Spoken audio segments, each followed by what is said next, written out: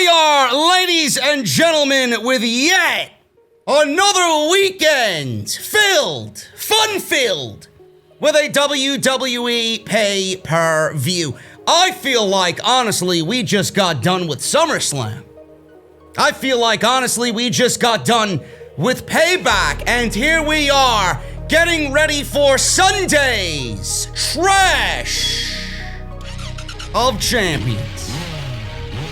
I don't know about you guys, man, but I feel like this past week has been one of the worst creative weeks that I've ever seen in WWE, and that was obviously spearheaded by the terrible presentation and the terrible partial reveal of 5 members of a group that is undoubtedly a failure already in WWE, known as Retribution.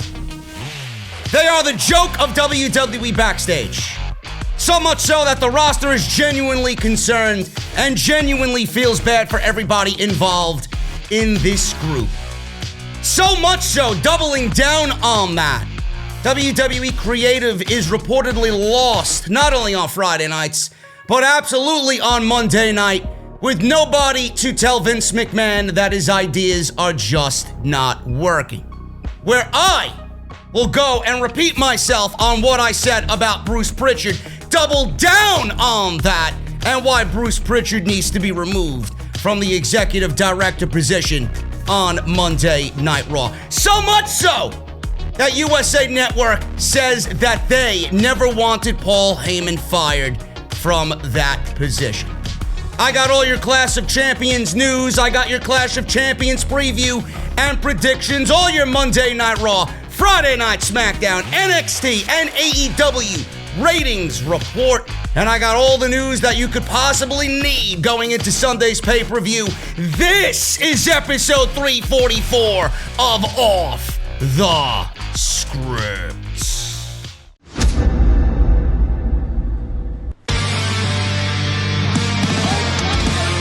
5, delete! This is mine.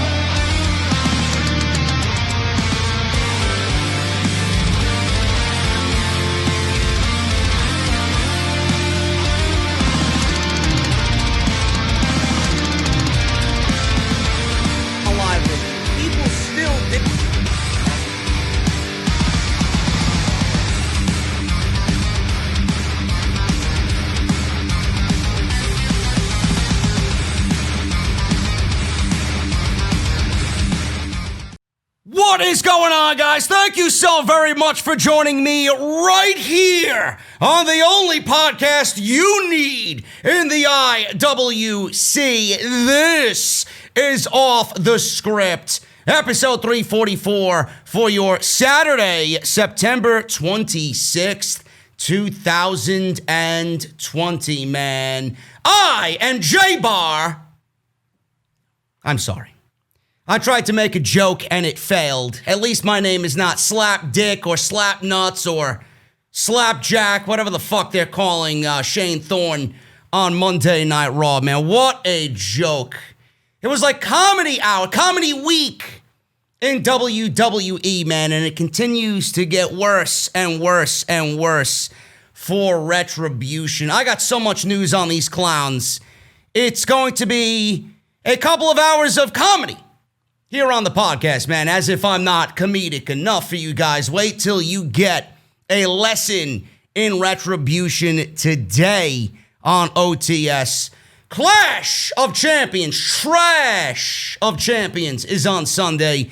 We will go over a quick lightning round of predictions because, I mean, quite honestly, who gives a shit? Do you? Huh? Probably not. Why am I going to waste my time doing a 2-hour preview and prediction show for Trash of Champions when nobody gives a shit? Come on, man. So we're going to do a lightning round of preview and predictions for Sunday's show. Little sidebar. Little S-bar. I'm sorry. Another failure of a joke there, man. This Retribution thing is really comedic to me. Anyway, in all seriousness, I will be on Sunday night live streaming the Off the Script podcast, the Off the Script post show for Clash of Champions. So make sure you guys set your watches, man. Look at your Apple Watches or your mobile device or whatever the fuck you guys got.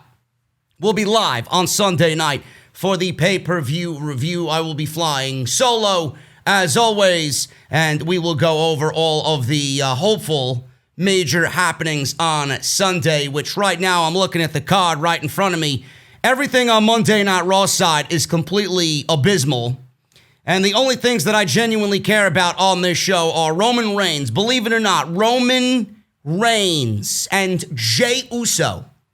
For the WWE Universal Championship. And we have Sami Zayn, who I love, versus Jeff Hardy, versus AJ Styles in a triple threat ladder match to crown the real Intercontinental Champion. So outside of those two matches, I don't know what else we should honestly care about on Sunday's show. So we'll go over that. I got news on Vince McMahon and how creative is completely lost with nobody to tell Vince McMahon how bad his ideas are. Another message sent out by USA Network that they are very unhappy about Paul Heyman's removal from Raw Creative. I mean, who wouldn't be? Not that Paul Heyman was a savior, but at least Paul Heyman was a glimmer of hope on Monday night. Now, I don't know where they're going on Monday night. One of the worst programs in the history of television is Monday Night Raw. They're upset, and rightfully so. The ratings have tanked with Bruce Pritchard, my good old buddy Bruce, in charge. And I know he's not directly responsible for everything, but he's in the position to blame. So I'm going to blame him. Time and time again, every single week until he is removed. Now, I'm not one to see somebody get fired or relish in someone getting fired from their job, but he ain't going anywhere. Just take him out of that position. Just take him out, put somebody else in there, maybe give it back to Paul Heyman, or put somebody else in there that knows how to speak up. How to speak up.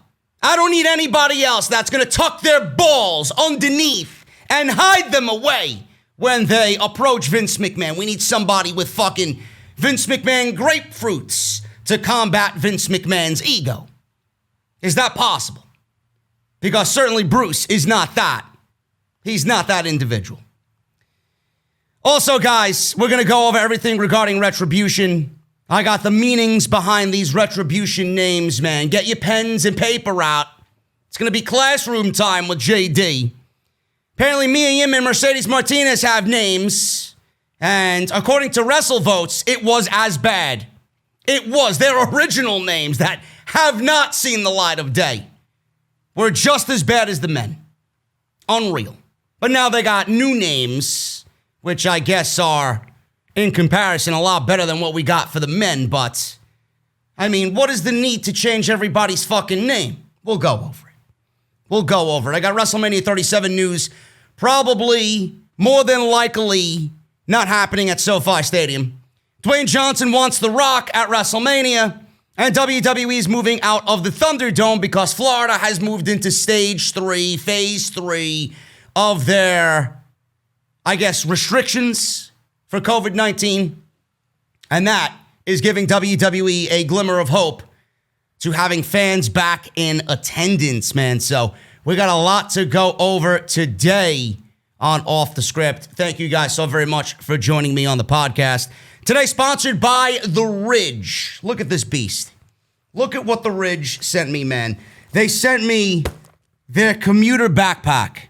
This thing is absolutely fucking epic. This is the best backpack that I've ever seen, man. This thing has a built-in USB. This thing has compartments for days.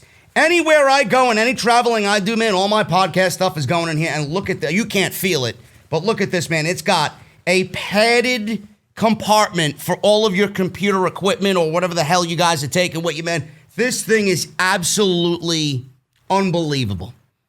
And they sent it to me, and they're sponsoring the show, and we're going to go over The Ridge in a little bit. They're just not wallets anymore, man. They're really not just wallets. I mean, listen, Christmas is going to be here before you know it. And if you guys need something, if you guys want to go get yourself something like this, if you guys want to go get your father something, your grandfather something, man, listen, they're not just wallets anymore. They're not. I got the Ridge wallet. Everything I have is Ridge, man. I got a nice little Ridge collection here. My phone is charging over there, man. Maybe when we do the sponsorship ad a little bit later. They even sent me a phone case for my iPhone 11 Pro Max. It's gorgeous. They're just not wallets anymore, man. They got knives. They got charging stations and charging blocks. Unbelievable. I want to thank them for sponsoring the show right here on episode 344. Ridge.com/scripts. And then you're going to enter code SCRIPT at checkout for 10% off any of this glorious stuff that I just showed you here on the show this afternoon, man. Follow me on Twitter at JD from NY206. That is on Twitter and Instagram. Hit that subscribe button. Very important. I don't know why you wouldn't. I mean, who are you going to go listen to? The Wrestle Geeks? Yeah, right, man. Like, you're going to get your information from them. You're going to get an honest opinion from them, man. Give me a break. Hit that subscribe button down below and turn on that bell for all notifications. Hit that thumbs up. Very important. Let's try for 1,500 thumbs up, man. Every thumbs up helps out the video. So thank you guys very much for all of that. If you want to go and support, several ways to do that. Number one, patreon.com/JD from NY206. It's always there. Never an obligation. Always optional if you guys want to show some extra appreciation. If you guys want to go and get your masks, mouthmasker.com/OTS. The new off-the-script black masks are in stock. Go and get your mask today, man. It's beautiful. I'm not a big mask guy, but if I got to wear it when I do my daily activities like the gym and going to Walmart and etc., I'd rather support myself and represent the podcast. I wish you guys would do the same thing as well, man. Mouthmasker.com/OTS. Go and get your t-shirts. Bonfire.com is the exclusive home of the IWC Savior, JD Isnegan 2020. Doing God's Work is on there as well as JD's Elite and other popular designs available now on bonfire.com. New summer scam shirt in the works. Salrex, what happened to that, bro? What are you getting lazy on me? Come on, man. Even though summer scam can happen all year round, WWE is a scam in itself, but I got to get a new layout there. But anyway, the Off the Script shop is exclusively on bonfire.com. Go and get your t-shirts today. And if you missed any of the videos that I uploaded during the week, man, we got a lot. We got one extra up there talking about how everybody in the back was laughing about Retribution. That was reported by WrestleVotes. Monday Night Raw live stream did fantastic, man. One of the best rants of the year on OTS. Go ahead and check that out.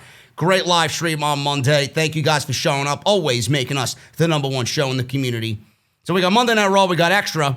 We got AEW. And I think will be canceling the NXT live streams. I don't think I'm reviewing NXT anymore. I honestly don't think it's worth it. You guys don't give a shit. I mean, I have fallen way back in giving a shit about NXT as well. I mean, I did AEW with Jesse on Wednesday night, man. We had 1,200 viewers, and usually we have about 15, but everybody was doing their own thing on Wednesday night. I know the basketball playoffs are really underway, and they're getting going there as we head to the NBA Finals. The MLB is gearing up for their playoff season. The NHL, I believe, right? And then we got football. It is what it is, man. Everybody's just all over the place as far as sports go nowadays.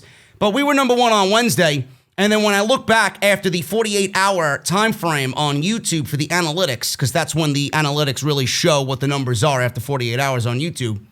I mean, I'm looking at AEW and I'm looking at NXT, and it's not even a comparison. AEW sits at like 21,000 views after the live stream on Wednesday night, and NXT I did live on Thursday afternoon at a decent time, 5 p.m. People getting out of work. They might see their subscription boxes. Oh, JD's live. And then that helps my UK folk out as well because it's like 11 o'clock over there for you guys, 10 o'clock, 11 o'clock over there. So you might be in bed, you might be settling in for the evening. Oh, look, JD is live. Let me grab a fucking Newcastle or a Guinness and sit down and enjoy what he's got to say about NXT. It didn't even reach 8,000 views. So I might be canceling it moving forward. I think come November, I think even starting sooner. I may be streaming some video game content on Thursdays, man, or I just might go exclusively on Twitch and just stream for the day on Twitch and not have to worry about anything. It's not worth it. If you guys don't give a shit, I don't give a shit. If you guys don't show up, I'm not going to waste my time, because if there's not an audience for something, I'm not going to sit here and spend 2 hours of my life when I could be doing something else. So I want you all to know that right now. October 4th may be a little iffy. I love TakeOver. I think this TakeOver card sucks. The card doesn't suck. The build sucks. Let me rephrase that. Let me, just change that around a little bit. The card doesn't suck. The build sucks. This is a reactionary TakeOver show. But I might not be reviewing TakeOver on October 4th. I have obligations somewhere else. I might be in Pennsylvania for something. I got something to do as far as craft beer brewery-wise. Might be taking a trip to the Troegs Brewery over in Pennsylvania. So I might not be here for Saturday or Sunday. What is it? Saturday or Sunday? Sunday, I believe. October 4th. The TakeOver 31 show. So there might not be a review. But I will watch it. I will be live tweeting. I just will not review it because I'll be somewhere else and I just don't feel like lugging all this shit around if I got to go enjoy myself visiting one of my favorite breweries. So I just want to make sure you guys are aware of that possible programming change. But that's how I feel about NXT, man. It is what it is. Let me know what you guys think down in the comments below. But if you missed any of my stuff this week, again, links are down in the description. Let's start with this. WWE Creative reportedly completely lost without anyone to tell Vince McMahon about his shitty ideas. This week's episode of Monday Night Raw was one of the worst of all time. One of the worst creative efforts in WWE history was this past Monday's Monday Night Raw. I don't even think the people that hate on me for being negative like the show.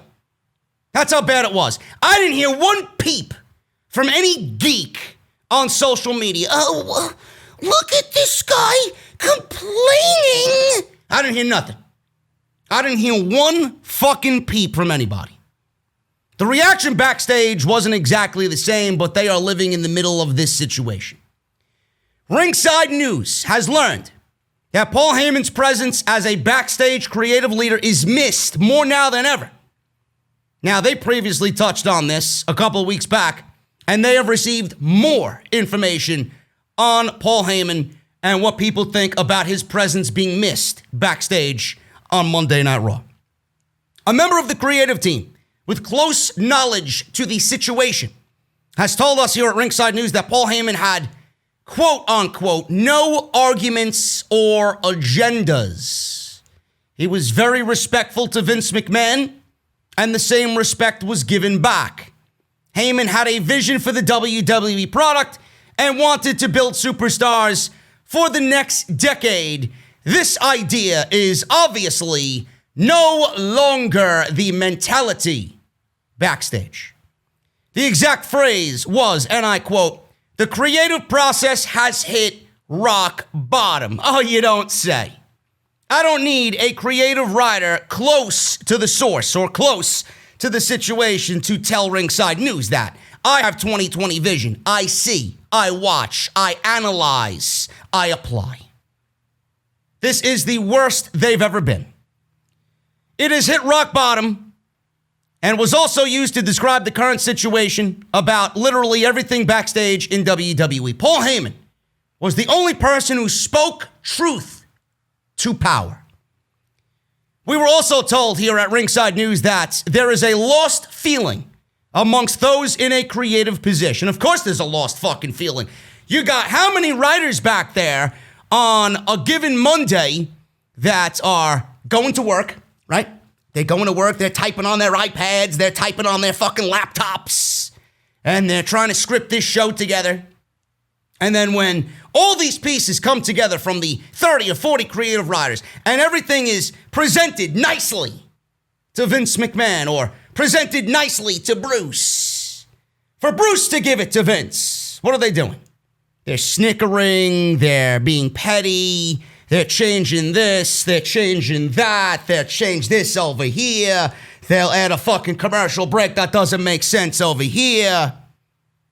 this logic gap over here. It's like they got a whole fucking bag of logic gaps. Yeah, we'll just throw one there and we'll throw one there. Nobody will know. Don't worry about it. These fans are fucking idiots. They're marks.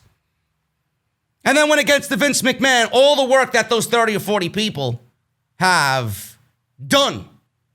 I don't know how long they're working on it. Days, all week, maybe when they get there.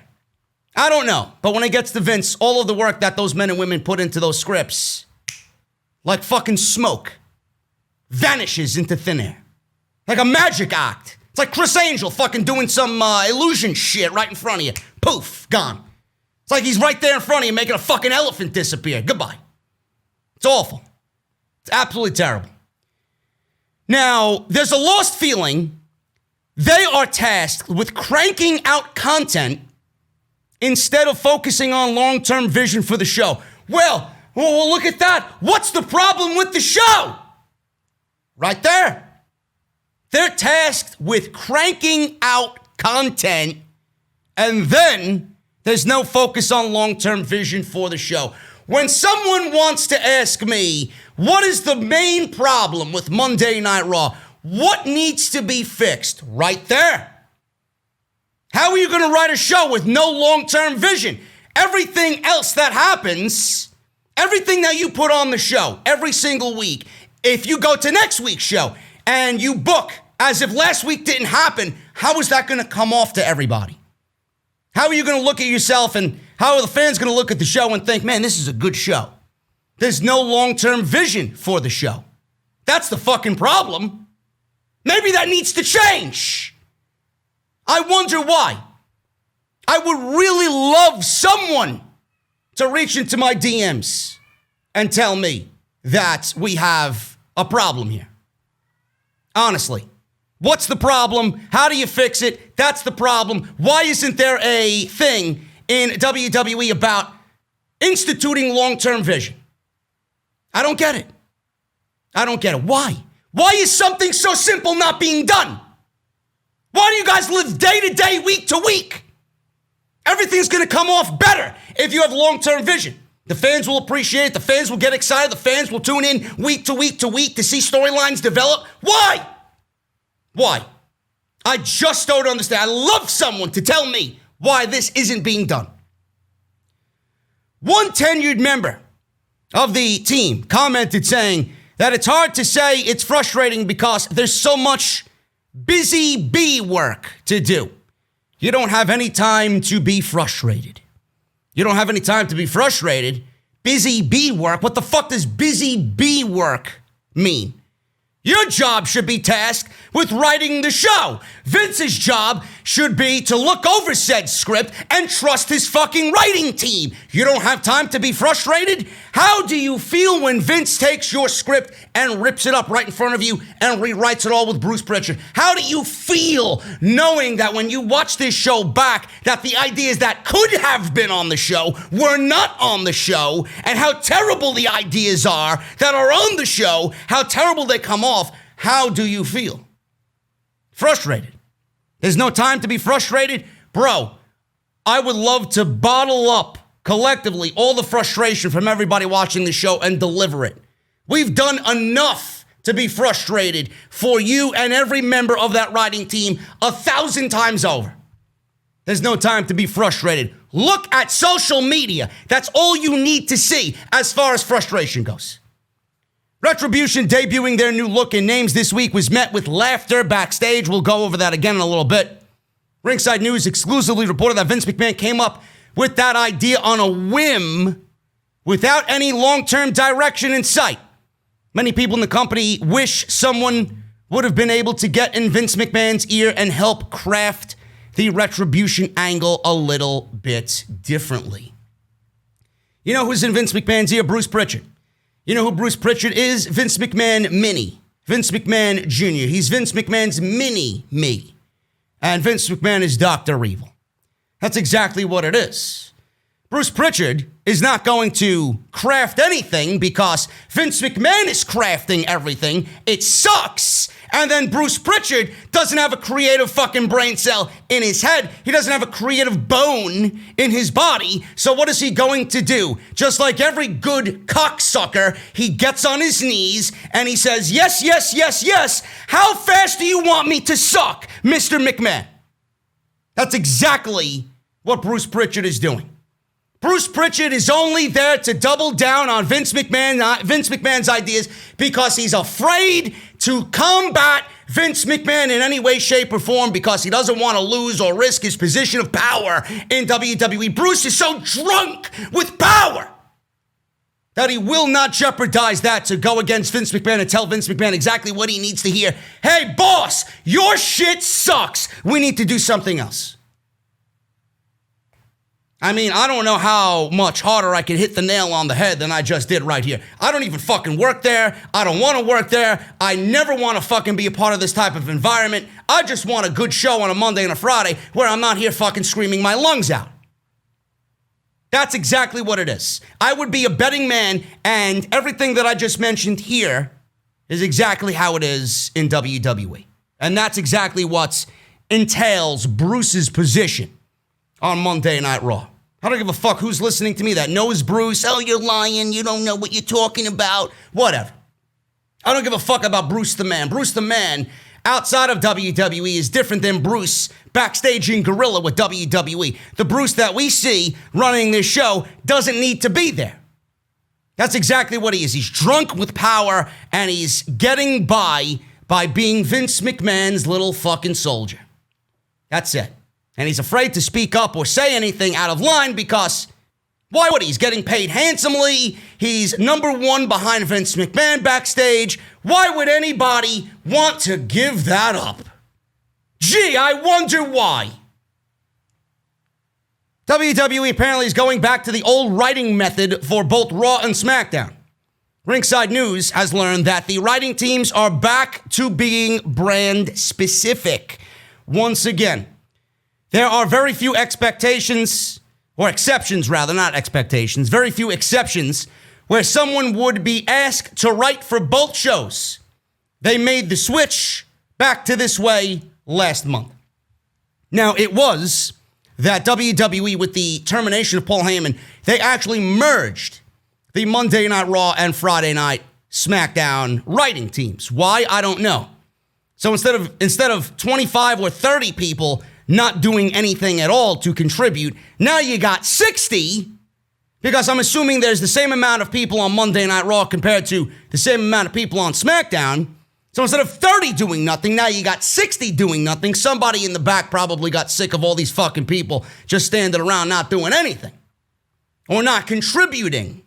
But they are contributing, but Vince McMahon doesn't want them to contribute because Vince McMahon is a micromanaging asshole who is drunk with power more so than anybody else in the industry. And God forbid somebody else writes Monday Night Raw in their image, in their vision, and gives us a good show.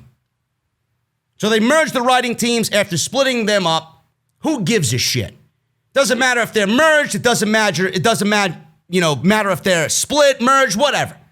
It's the same fucking show at the end of the day because Vince McMahon and Bruce Pritchard are the ones who are in control. Doesn't matter who is merged and who is fucking separated. Give me a break. The old writing method. What method is that? The old writing method is the new writing method. Terrible Monday Night Raws. Now, things are always changing backstage, and WWE likes to keep things fresh and tries to figure out a new solution to make things work. If you start to notice a bigger difference between Raw and SmackDown, it might have to do with who is writing the show. In fact, the one thing I will say about this is I never wanted the same people to be writing Monday Night Raw and SmackDown, because if that was the case, then both shows are going to feel the same. I really don't want that. I want people who are dedicated to that roster, being that it's a split roster. I want people dedicated to that locker room, dedicated to that men's and women's division, dedicated to that talent, who know that talent, to write for that talent. I don't want people coming over from SmackDown writing for somebody on Monday Night Raw when they have no fucking idea what's going on. They don't have any time to understand what's going on because they're so stressed about what's going on Friday night. Then you're going to throw them on Monday night and have them write for somebody that they don't know anything about. Give me a break, man. That is a recipe for disaster. So why would anybody want that? So I'm glad that they're going back to this split, but that may be a one bright spot amongst many negatives here. But even that, it doesn't really matter anyway, because Vince McMahon and Bruce Pritchard are the ones who are solely in command. At the end of the day, no matter if they're split or if they're together, at the end of the day, these people and these writing methods will not matter. The only writing method that matters is Vince McMahon's. Edge and Daniel Bryan, they were in a creative role, or are in a creative role with the company, and they are parts of the creative teams on both Monday Night Raw and Friday Night SmackDown. Daniel Bryan and Edge are more than just superstars. They are also on the creative team and have been for many months. If you guys remember, Drew Gulak was on TV in a prominent role, feuding with AJ Styles, getting some IC title matches. Gren Metalik got an IC title match. Chad Gable was on TV. You started to see a bunch of guys on SmackDown that normally you wouldn't see if Bruce was completely in charge, which he is. But Daniel Bryan is the main reason why those talents have been given some opportunity as of late on the show. So Edge, I don't know what exactly he's been doing on Monday night. Seems to be that Edge and his opinion on Monday Night Raw really doesn't matter because the show is so fucking terrible anyway. So I don't know what he is adding or not adding to that show. But Daniel Bryan, you felt Daniel Bryan's presence on that show. You seen who was being pushed, and we were all wondering, why are these men and women now getting pushed on Friday night? Daniel Bryan had a direct responsibility to those people. So that's that. Now, Ringside News has learned that Edge and Daniel Bryan were split with the writing teams in the last story that I just read to you guys. They are now writing and pitching ideas only for their respective brands. Edge is involved with Monday Night Raw, and Daniel Bryan is helping out with the SmackDown side of the writing. Ringside News exclusively provided a detailed report about their roles in WWE when they took on positions on the writing team, which I just described to you. Right now, Edge is recovering from a tricep injury, and Daniel Bryan is enjoying a sabbatical with his family as his wife just gave birth to their newborn baby boy. They are still able to attend meetings remotely. Neither needed to ever travel to the office in Stamford on a regular basis to perform their writing duties. Like I said, we got a good glimpse into what Daniel Bryan's been doing on SmackDown. Again, we don't know what that means for Edge. I would go out there and confidently say that Edge is pitching his own ideas, and a lot of the ideas that you see in the Edge and Randy Orton storyline moving forward, all the ideas that you see in the Edge and Randy Orton storyline leading up to when he got hurt, was a combination effort, majority effort of Randy Orton and Edge. That's what I think he's doing. I do think Edge might not be solely a part of the writing team for Monday Night Raw, because if he was, and if he did have a role, I think things would be a lot better on that show. Because I would trust a talent like Edge more so than I would trust a Bruce or any of these geeks in creative. I just think giving a wrestler that type of power, I just feel that it comes off in a sense better than somebody who might not know, what's going on with a certain character or what's going on with a show or what needs to happen in a storyline. I think everybody would be in a situation where they trust Edge more than anybody else. But I do think that he has creative freedom and creative control for what he does in his time back. That's the extent, I think, of Edge. Daniel Bryan may be in that same boat, but I do think that he is in a position where he has that power backstage and his voice carries weight. And if Daniel Bryan's sticking up for you, and if Daniel Bryan's going to Vince or going to Bruce or going to anybody in position of power, wanting someone to be pushed, I think they're going to listen to him. I really do. And honestly, at the end of the day, Daniel Bryan being in creative, yeah, it's a great thing for the show. It's a great thing for the talent involved. But I do think at the end of the day, it's also a reason for WWE to maybe keep him in the WWE and not go somewhere else. Because they don't want Daniel Bryan to become a free agent and then opt to go somewhere else when he's ready to wrestle again. He's got a lot left to give. They don't want him to go to an AEW. They don't want to go, have him go to New Japan.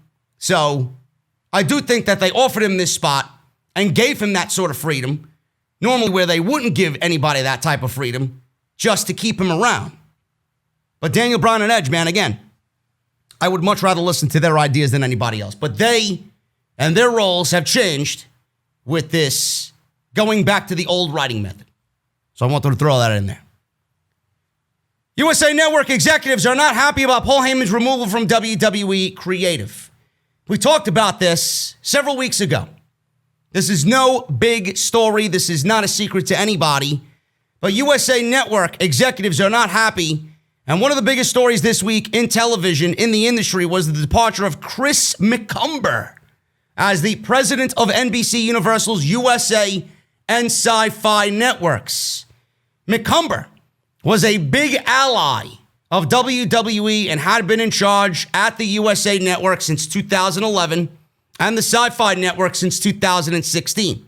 It's unclear what this means, if anything, for WWE. Well, WWE better get their ratings up, because if somebody else is coming on in there and doesn't like professional wrestling and looks at the just ratings dipping every single week, they may be more prone to doing something about that than Mr. McCumber here, who was an aide to WWE, listened to WWE, listened and digested their excuses as to what's going on.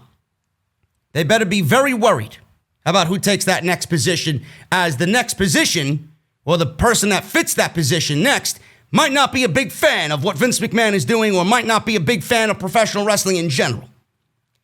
Dave Meltzer reported in this week's Wrestling Observer newsletter that McCumber was known to be a big Paul Heyman supporter, and he was not happy when Paul Heyman was removed from his executive director role on Monday Night Raw.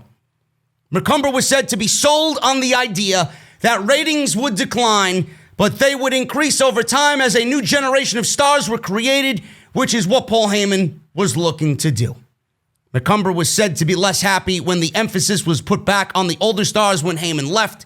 It's unclear if he still felt that way when the ratings for Raw began to stabilize in August for the Thunderdome show. Fuck a stabilization, please. They're right back to being just as bad as when they were inside the Performance Center.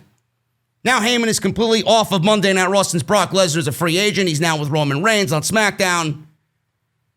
And that is the news there coming out of NBC Universal. McCumber, Christopher McCumber, was a big Paul Heyman supporter, and he was not happy when Heyman was removed from his executive director role on Monday. I don't think anybody is happy that Paul Heyman got removed.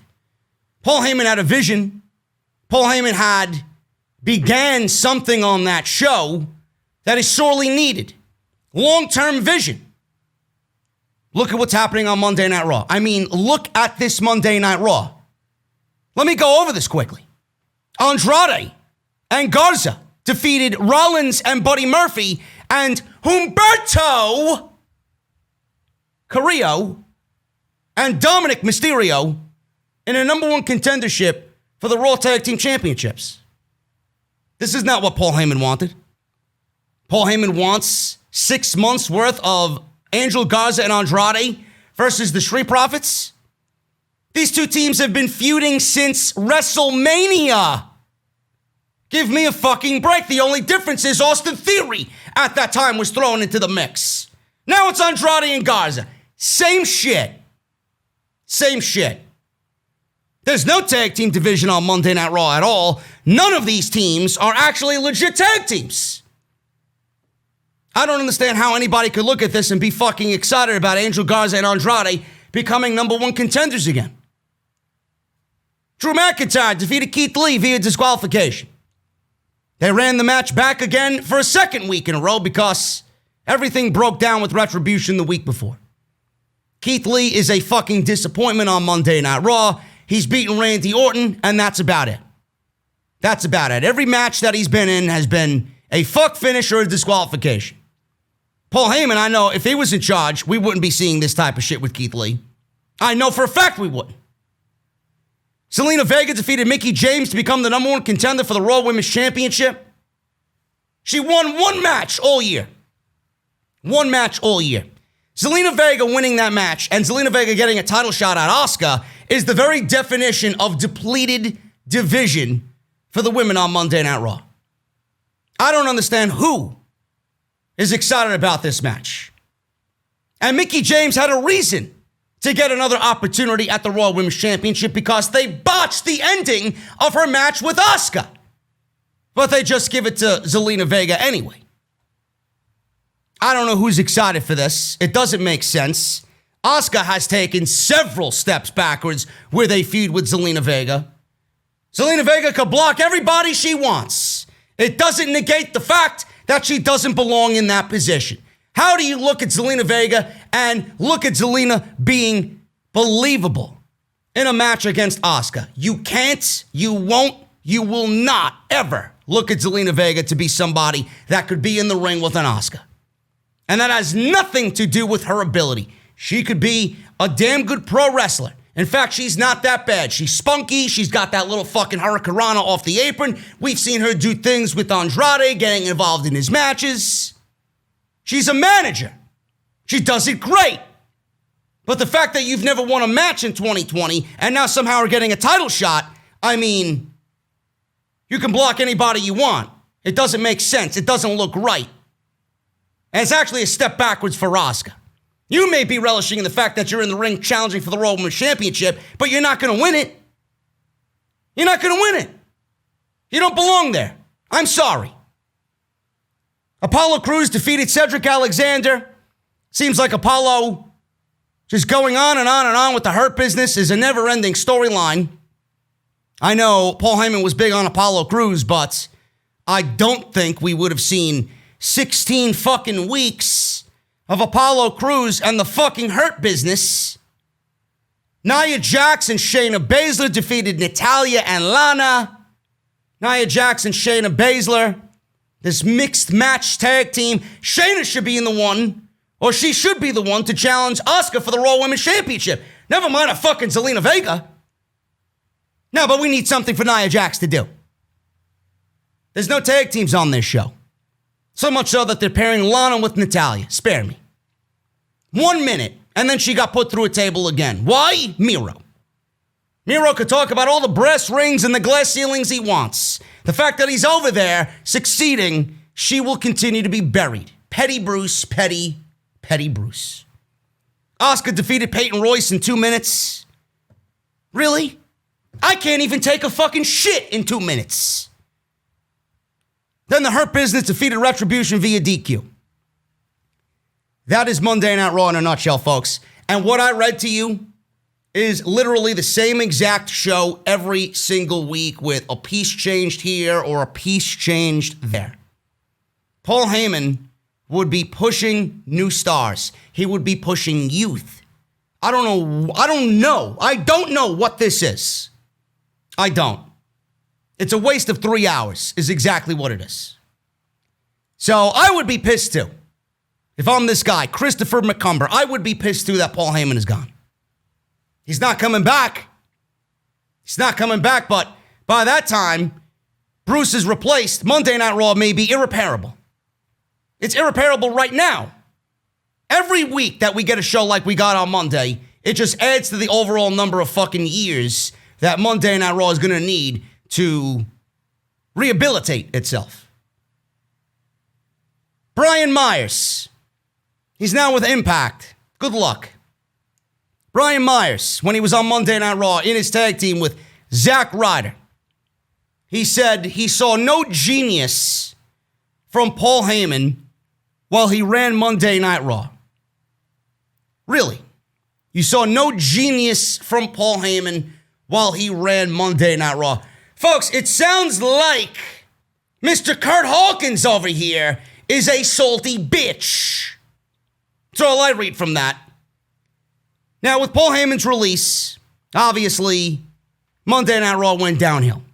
The vision of Monday Night Raw went downhill. Now, on the latest Talkin' Shop radio with the Good Brothers, Brian Myers appeared on the show and he did not hold anything back. Myers claims to have never seen the genius of Paul Heyman that anyone has talked about. He gave Heyman credit for having his finger on the pulse of this generation in the current way. Right now, we see the generation in pro wrestling, dating all the way back to his ECW days and what he's done with ECW and developing stars there. It's a different story now, he says. I quote from the Talkin' Shop podcast. The genius is he had his finger on the pulse in the late 90s, but not now. No, because I saw no genius whatsoever. I was just explaining this to somebody. I was like, I know you guys all love him and love to praise him for what he did then, and I'm sure that's real. And I did see him pull star quality and performances and things out of people that you wouldn't have thought about.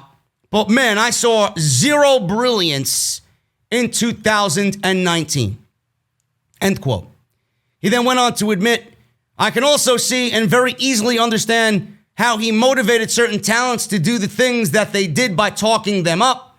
Paul Heyman had his own chosen few, but they were eventually mocked backstage and called the SmackDown catering crew because Heyman wanted to take a lot of talented stars that nobody was doing anything with and make them a focus. What's so wrong with that? He realized that WWE is squandering fucking talent.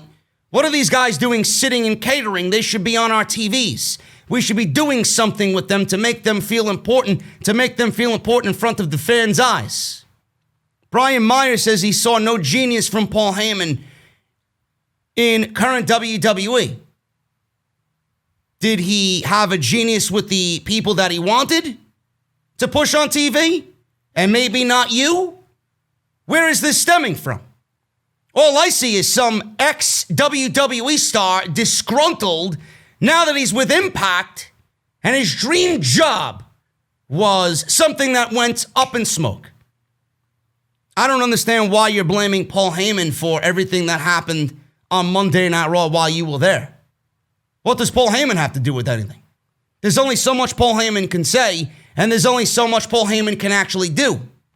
Even though Paul Heyman might have been talking to a talent here and a talent there, or maybe having involvement with a segment here or a segment there, I remember vividly that everybody was like, oh my God, Monday Night Raw is going to change. When Braun Strowman speared Bobby Lashley through the fucking stage on Monday Night Raw, remember that? Everybody went fucking batshit crazy over that. And I sat here, and stood my ground. What are you guys getting excited about? This is the same fucking Monday Night Raw with a different coat of paint. Paul Heyman might have had an influence over that segment, but I don't see where any other difference in the show is becoming a Paul Heyman influence. The show was the same, just like it was every week. So why is this guy upset? You would think that he knows, after all the time that he spent in WWE, that Paul Heyman was nothing more than a figurehead. I feel like he just said this shit to get people talking about him and his fucking podcast and the fact that he's with Impact Wrestling. I honestly think he went onto this show, onto the Talkin' Shop podcast, with absolutely no validity whatsoever, misinformed like a motherfucker, just to get people talking about what he said, like schmucks like me. But I look at it as him being a fucking dummy. Because he should realize after all the years he spent there, and I'm sure his buddy Matt Cardona knows, Paul Heyman had absolutely nothing to do with Monday Night Raw, didn't even have an opportunity to do anything with Monday Night Raw, because he was only put there to be fired. Vince McMahon always ran the show, so when you say that you saw no creative genius from Paul Heyman, he was not allowed to show his creative genius in 2019. You should be rephrasing that and saying you saw no genius, creative genius in Vince McMahon in 2019. Not Paul Heyman. WWE stars genuinely feel bad for Retribution members after Monday Night Raw. Retribution, with this storyline, they're feuding with the Hurt Business. 5 members open the show. They have different masks. 3 of them got name changes. They were laughed at backstage. You name it. You name it. They look like soldiers in the fucking Foot Clan sent out by fucking Shredder and Krang to go battle the Ninja Turtles. They're nothing more than a fucking 5-man Slipknot cosplay. Ridiculous.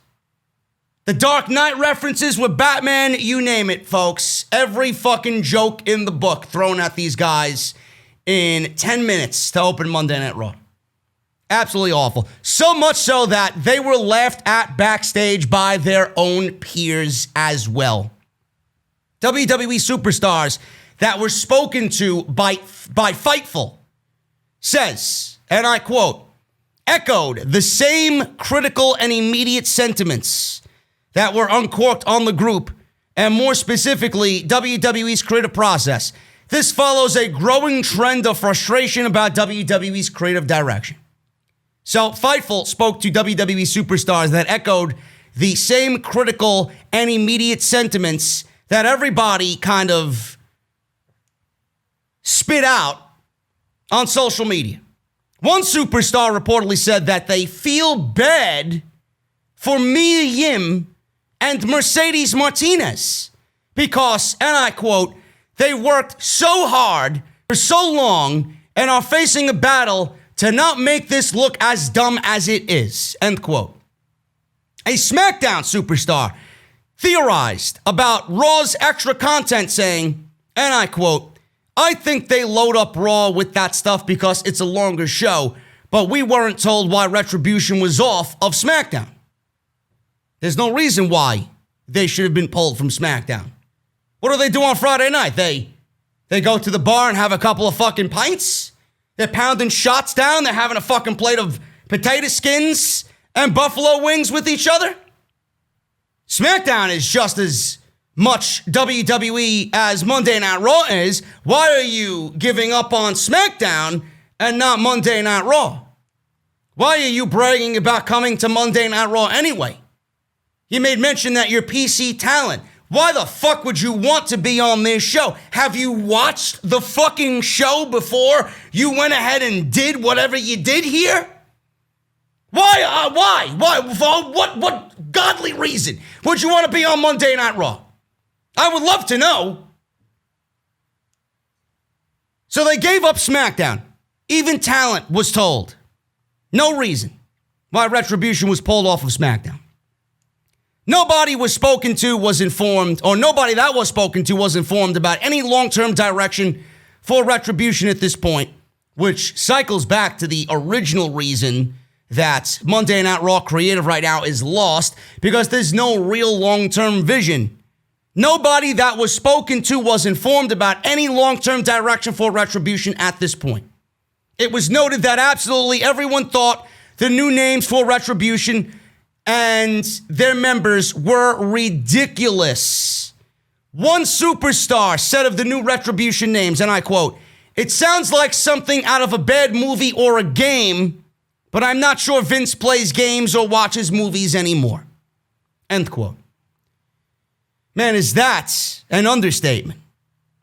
Retribution is apparently headed towards a Survivor Series storyline. We'll have to see what they end up doing, but they aren't off to a good start at all. Even their roster members, even the WWE locker room feels bad for the members of Retribution, man. How do you feel if you're Dominic Dijakovic, Mia Yim, Mercedes Martinez, Dio Madden, and Shane Thorne, and you know that your locker room peers even feel bad about what is happening to you, man? That's got to be a terrible feeling. Now you've straddled these men and women with the ungodly task of trying to make this work because the idea was laughed at and came off so terrible on Monday night. Now they have to make it work. And if they don't make it work, who do you think is going to get blamed? Is it going to be the creative? Is it going to be Vince? Is it going to be Bruce? Of course not. It's going to be Dijakovic. It's going to be Mia Yim. It's going to be Mercedes Martinez, Shane Thorne, and Dio Madden. They're the ones that are going to be blamed. They're the ones that are going to be blamed and put at risk for demotion in some way, shape, or form. Taken off TV, not looked at as a true superstar, when we all know that Dijakovic could be a big name in the company if they allowed him to be. That Mercedes Martinez could be a force in the women's division without needing to hide behind a fucking name. Mia Yim, the same thing. Mia Yim, I mean, she's not really all that great or impressive in my eyes, but for someone that's been so well-traveled to come to WWE and be given a new name and a new persona after you worked your ass off as Mia Yim to get to this point, and then you get there And it's almost as if WWE says to you, you're not good enough as me, and we're going to change you into this and just completely give you a situation where it's going to be insurmountable to battle back from. What an awful situation. I mean, I don't know who gets into this business to be fucking renamed T-Bar and Slapjack. I don't know who thinks they're going to go anywhere with those types of names. You know, when you look at a billboard or you look at a marquee and you look at a picture of a dominating athlete and you see their names in the big spotlight, right? It's going to be a mainstream attraction for a big event. It could be a UFC show. It could be a Wrestlemania. It could be whatever. You're going to put a guy like T-Bar on a big billboard and parade him around with that fucking Bane-looking mask. You're going to put his name under spotlights for a big WrestleMania main event. These guys will go nowhere. I said this on Monday. They will go nowhere with names like that. They're not even going to fucking get to line number 2, entry number 7 in catering. You got a Monday Night Raw line. You got a SmackDown line. They're not even going to get in line at catering with them fucking names, man. They're going to be laughed out of catering, and they're going to be denied entry. You expect these people to have successful careers with the name of fucking T-Bar and Slapjack? Give me a break with that, man. Dead. Just as much as I talk about music being a pivotal part of somebody's fucking rise to the top and being a WWE superstar, a legit superstar in this company, just as much as the music, the name means something as well. And the names that they have been stricken with, you kill them upon entry.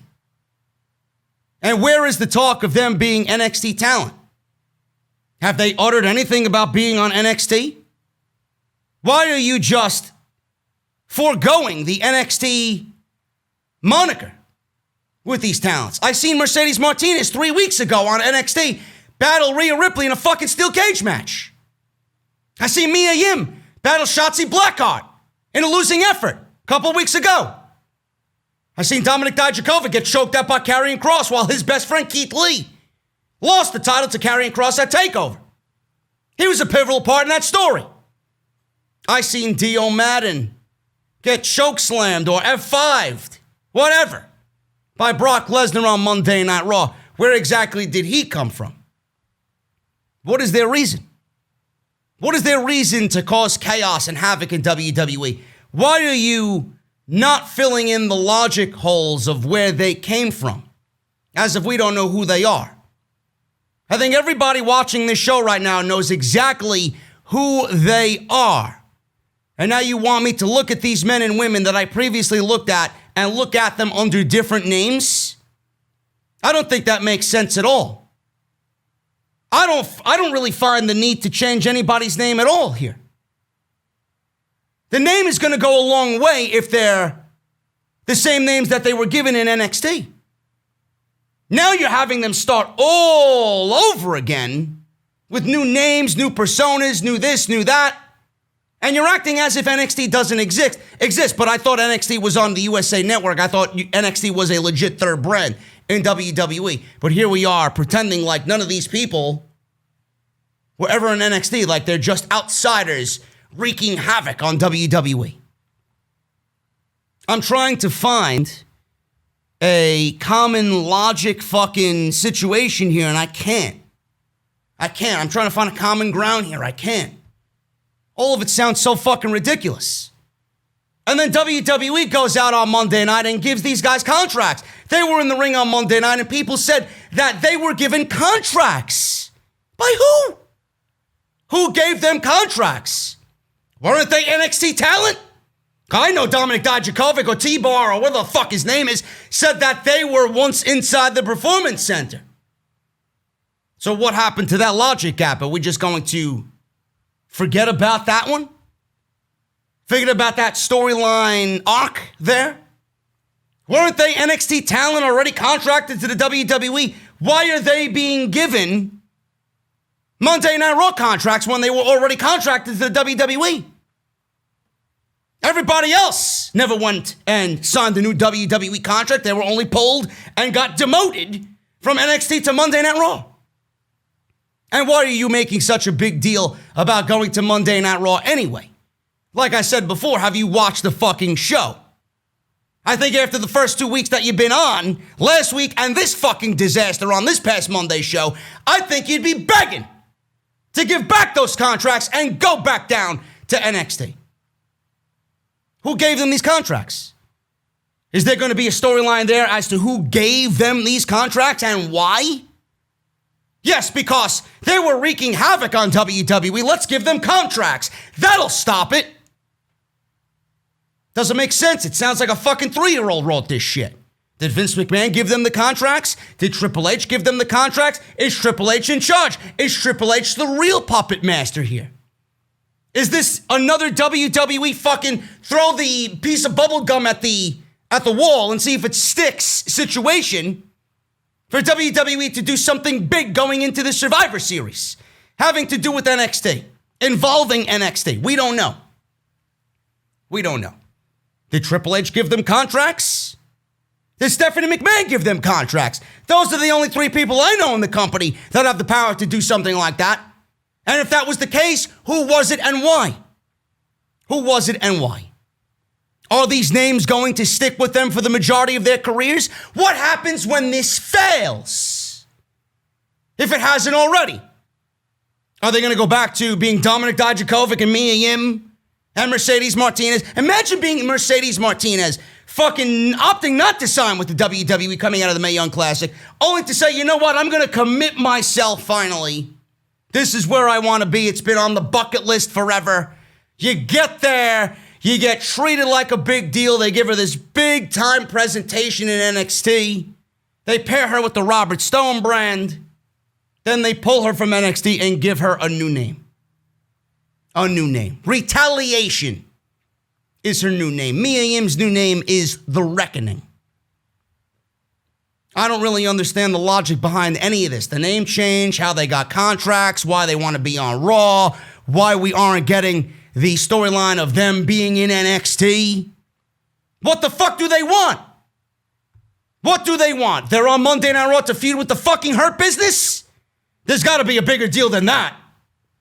There's got to be a bigger situation than that. You can spew any promo you want and make it sound all cool and eerie and fucking Gotham-like. But if there's no action behind those words, who the fuck is going to care? Who is going to care? Are you here to overthrow WWE and Vince McMahon? And if so, what is the reason? Are you there for championship gold? Are you there for an opportunity that you weren't given in NXT? I find it very difficult to believe how any of these people have anything to fucking complain about when me and you, Mercedes Martinez and Dominik Dijakovic were given every opportunity possible in NXT. So what exactly are you upset about? I fail to comprehend anything here. I mean, hopefully I open somebody's fucking eyes. Hopefully I have somebody listening to me saying, you know what, JD, I didn't really think about all this shit. Now I understand why you're complaining. And what happens when they go into the Survivor Series? This report stated that Retribution is apparently headed towards a Survivor Series storyline. What's going to happen then? You honestly think that they're going into the Survivor Series and this is going to be a big deal to lose? You know that they're going into the Survivor Series to lose. This is going to be the Nexus all over again. And then what happens? Do they get sent back down to NXT? Does one or two of them stay on the main roster under new names? Do they get another repackaging? They have to go into Survivor Series to win. Otherwise, what is the fucking point? You can't have them show up and sound all evil and Gotham-like and cool with these promos to inevitably lose. We've seen that time and time and time again. It reminds me of the Bray Wyatt thing. It's the Bray Wyatt effect. You can sound as great as you want. But at the end of it all, after every single match, you sound the way that you do, go into that match and lose, come back with the next feud, say the same shit all over again, lose, rinse and repeat. It's nothing more than empty words. No matter how good you are, no matter how good the character is, nobody's going to believe in anybody if they don't win. They have to win. No matter who it's against. If it's against the Hurt Business, if it's against Monday Night Raw, Superstars, Collective, battling Retribution, something needs to be done here. Something needs to be done to ensure their success. Because right now, WWE is ensuring nothing but their failure after Monday night. Now, I mentioned their names. We all joked and laughed at their names. I'm not sure if you guys actually dove into dissecting their names. T-Bar and Mace and Slapjack. But those names have very crude meanings behind all of them. Which is why I said on Monday, because I read this after the Monday Night Raw podcast, here on Off the Script, I looked at these meanings and I surmised for myself, there's no fucking way anybody in this company did not know the meanings of these words beforehand, before giving them to these people. There's no way I'm looking at this as a genuine thing. Oh yeah, that sounds cool, that sounds intimidating. Nobody's getting over with the name of fucking Slapjack. Give me a break. Nobody's getting over his Mace. Nobody's getting over his T-Bar. Nobody's getting over with those names. So I looked at the crude meaning behind these names, and then I surmised for myself, somebody clearly set these guys up for failure. I don't know exactly what it is. I don't know if it's a main roster versus NXT thing. I don't know if it's a main roster versus Triple H thing. All of these men and women have some form of success in NXT. Some of these men and women had a future in WWE. They were all guided and trained and molded by Triple H. I hope I am wrong here. But again, I don't want to dip into my conspiracy theory cookie jar, but I'm going to anyway. Seems like everything in WWE is a fucking conspiracy, man. You could see it happen. You could see it being that way, but we don't really know. We know the company for being petty. We know the company for not giving a shit about NXT. We know the company for burying NXT talent, which is another reason why NXT is suffering right now. Because why are you going to invest in NXT when you know they're going to end up like fucking T-Bar? Why are you going to invest in NXT and see, yes, Dominic Dijakovic, yes, Mia Yim, yes, Mercedes Martinez, yes, Adio Madden. And then they get pulled from NXT and are rebranded as Mace and Slapjack. Why would anybody want to continue watching NXT? Has anybody in WWE thought about that? No, they don't think about that. All they want to do is get back at Triple H. I feel like they have set Triple H up for failure. Oh, look at everybody wanting Paul Levesque to take over WWE. Look at what he's done in NXT. He's got nothing but failure up and down. These are supposedly his men and women. Look at how they failed on the main roster. And nobody will even bat an eye about the presentation and the name changes and this and that of Retribution. It'll be Triple H and his fault. Give me a break. Something is not right with the main roster and how they look at NXT. I honestly think they look down on NXT for whatever reason. I don't know. Maybe it's a Triple H thing. Maybe it's a Shawn Michaels and Triple H thing. Maybe they, listen, I know NXT has its problems, but I'm talking about NXT 2 years ago. They looked at NXT as like, oh, these guys think that they can come on in here and show us how it's done. There was a time when NXT TakeOver was outdoing main roster shows every single main roster weekend for a major show. Better than the Royal Rumble, better than WrestleMania, better than SummerSlam, better than Survivor Series. That's all anybody talked about on social media. You think WWE likes hearing that? You don't think WWE looked at that and wanted Triple H to have his balls cut out from underneath him? Just a little bit. You don't think WWE main roster personnel and higher-ups and management wanted to kind of throw it back in Triple H's face? This is why they put NXT on the USA Network. This is why they're failing on Wednesday night against AEW. This is why we've seen the fucking purge, the mother of purges in NXT this year, with more yet to come. They ruined 5 NXT talents on Monday night. Keith Lee got called up. He was fucking, I don't want to say he's buried, but my God, man, if you can't book Keith Lee correctly, I don't know what the fuck you're doing here. They did everything that you shouldn't do as far as a debut for Keith Lee. 1.5 months he's there on Monday Night Raw, and he looks and feels like everybody else on that show, and that just should not be. Dominic Dijakovic, Mia Yim, Dio Madden, Shane Thorne, Mercedes Martinez. How many more am I missing? Adam Cole's coming up soon. Right? Shayna Baszler, Bianca Belair. Look at the people that they called up from NXT this year alone. How many of them have made an impact? None.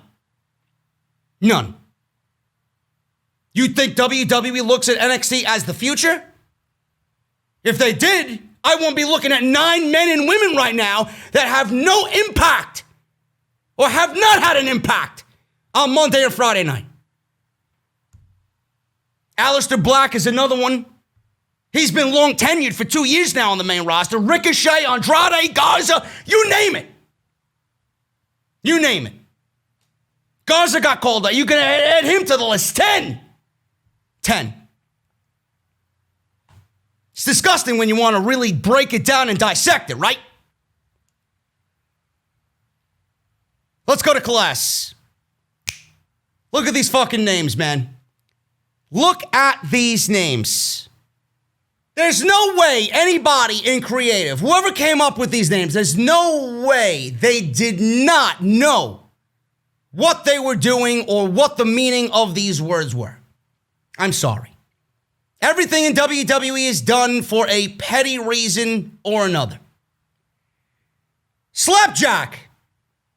If you guys are curious what slapjack means, slapjack is the art of ejaculating on one's hand and then slapping another person in the face. And then Urban Dictionary even gives you a fucking sentence to use the word in. The sentence they use is, and I quote, "Today, I gave Melinda a slapjack after that bitch ate the last Hot Pocket." Maybe I should actually have a video and a series reading Urban Dictionary meanings. Then the next one, T-Bar. T-Bar is Dominic Dijakovic, slapjack is Shane Thorne, and mace is Dio Madden. The definition on Urban Dictionary about T-bar is when one is wearing a thong / G-string, they sit down, it sticks out, and you see a T-bar. Then they use it in a sentence. I quote, Johnny, look! Over there! It's a T-bar! Then we have mace. Mace, like I said, is Dio Madden. He got away lucky with his name. At least he's not ejaculating into somebody's hand and then slapping Melinda across the face because the bitch ate the last meatball and mozzarella Hot Pocket. I wish I had a fucking mace. Let me take it to Bruce. A heavy spiked metal club used for breaking heads. Oh, really? I know a couple of heads I want to break. A suitable substitute for pepper spray. They use this one in a sentence. This one is a little bit more direct. And I quote, "So I pulled out my mace. He's in the hospital right now." And that, ladies and gentlemen, is your Urban Dictionary lesson for the weekend here on OTS. Now, everybody's probably wondering, what is it going to end up being for Mia Yim and Mercedes Martinez? Are the names that WWE comes up with going to be equally as worse for both ladies? I was hoping for the best. So was WrestleVotes. They tweeted out this on Twitter on Wednesday in regards to possible names for the women. And I quote, "Guys, it gets better. I heard that at one point the females in Retribution needed names on Monday for TV. Thankfully, that got scrapped. One of the names was going to be Shatter." End quote. Folks, the only thing that is shattered are the fans' hope for a better Monday Night Raw. That's pretty much it. Now, I do have confirmation on Mia Yim and Mercedes Martinez. The company did file trademarks for T-Bar, Slapjack, and Mace on September 21st. They also included trademarks for Reckoning and Retaliation. Those are the two names for Mia Yim and Mercedes Martinez. Mia Yim actually changed her Twitter account to fit Retribution in full. She is now being called Reckoning, and Mercedes Martinez will be called Retaliation. So if you guys hear them on Monday Night Raw, then obviously the reports had been correct. Again, I don't know, man. I could rant about Retribution. To this day, I don't know why any of these names were changed. I don't get it. I really don't understand the feel to change. I really don't. You know, it's subtle things here and there, like a Keith Lee theme music changed. Or a piece of his attire changed. Let's put a shirt on him because he's too fat, right? Let's change his in-ring work. He can't do this, he can't do that. They got to change the way he cuts promos and the way he does this and the way he does that. It's subtle things like that that people pick up on. And we ask WWE, we ask ourselves, we ask the fans that watch our shows, we ask social media, what is the reason behind WWE feeling the need to change something? Why does NXT even exist? NXT exists to get them ready for the main roster so you don't have to do anything. And here WWE changed everything. Everything about 5 men and women that did not need anything to be changed. Give them a shot to work with what they did in NXT before you feel the need to change. I will say this, though. Dio Madden looked fantastic. He looked like a dominating figure in Retribution, but that is the only positive that I personally could find out of anything Retribution-wise on Monday Night Raw. We'll see what happens on Monday. I expect them to be at the pay-per-view on Sunday. I don't know why they wouldn't. They were part of Monday Night Raw. They were in several segments. I don't know why they wouldn't show up on Sunday night. Maybe they don't. Maybe they don't show up because SmackDown's a part of the pay-per-view as well. And they don't want to intermingle Retribution with SmackDown when SmackDown's on the same show. I don't know. But I am not excited about what is to come at all. And if you start booking them towards the Survivor Series main event, they should look dominant. Come up with a plan, execute, and give us a reason as to why they are here and what they want.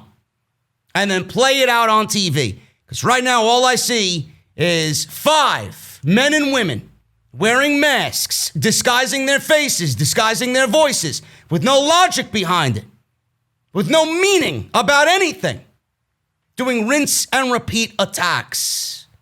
It's not really what I want out of a group. The main thing that you should have come up with first is a meaning and a reason for why they are here. And that, the most important piece of this story, we don't have. Go figure. We might not have WrestleMania 37 at SoFi Stadium. WWE was supposed to go Hollywood for WrestleMania 37, then COVID-19 hit, struck everyone, and had plans changed. WrestleMania is not excluded in that, even in 2021. Ringside News exclusively reported months ago that WWE is not holding WrestleMania in SoFi Stadium as they previously had planned. I know Stephanie McMahon actually made a trip out before COVID hit to see the progress of the stadium being built, and they made a big deal about it. WWE was going to be the first big event in that stadium. The current plan is to hold the event in Florida, most likely Tampa. That will give back to Florida for WrestleMania and the WrestleMania that they lost. It will also keep Florida Governor Ron DeSantis happy. During the NFL on NBC, they listed upcoming events coming to SoFi Stadium. It was notable that WrestleMania 37 is not on the list as it should be if the event is still scheduled. They listed events up till 2028 for SoFi Stadium. This would have listed WrestleMania if those plans were still in place. That is not the only clue in recent memory that WWE's WrestleMania 37 plans have been changed. Another big clue dropped last week when the Staples Center was booked for a couple of concerts on dates when they were previously booked to host WrestleMania events, aka NXT TakeOver Los Angeles. So WrestleMania 37 is no longer listed in SoFi Stadium. I know if you guys are watching the NFL on a weekly basis, Jesse texted me about the Dallas Cowboys in Arlington. And they had 20,000 people in attendance inside that stadium. That's a lot of fucking people for a wrestling event. It might not seem like a lot of people in the grand scheme of that stadium holding over 100,000 people, but 20,000 people is better than zero. And 20,000 people can make a lot of noise. I am pretty sure Vince McMahon is keeping in. I would be a betting man. I'd bet the fucking house on Vince McMahon looking at football stadiums that actually are allowing fans in attendance. Something like a Dallas Stadium, something like Arlington, something like a Jacksonville Jaguars, right? In Florida. Raymond James Stadium had fans in it, I believe. I don't think it was anywhere close to 20,000, but they had fans. Tens upon thousands of people are entering these stadiums that have max capacities of 80 to 90,000. You think Vince is going to want to look at that and say, man, why aren't we doing that? You think Vince is going to look at that and then want to hold WrestleMania inside a fucking Amway Center with virtual geeks on a big screen? Give me a break. I won't be surprised if Vince McMahon was on the phone with Jerry Jones at this moment.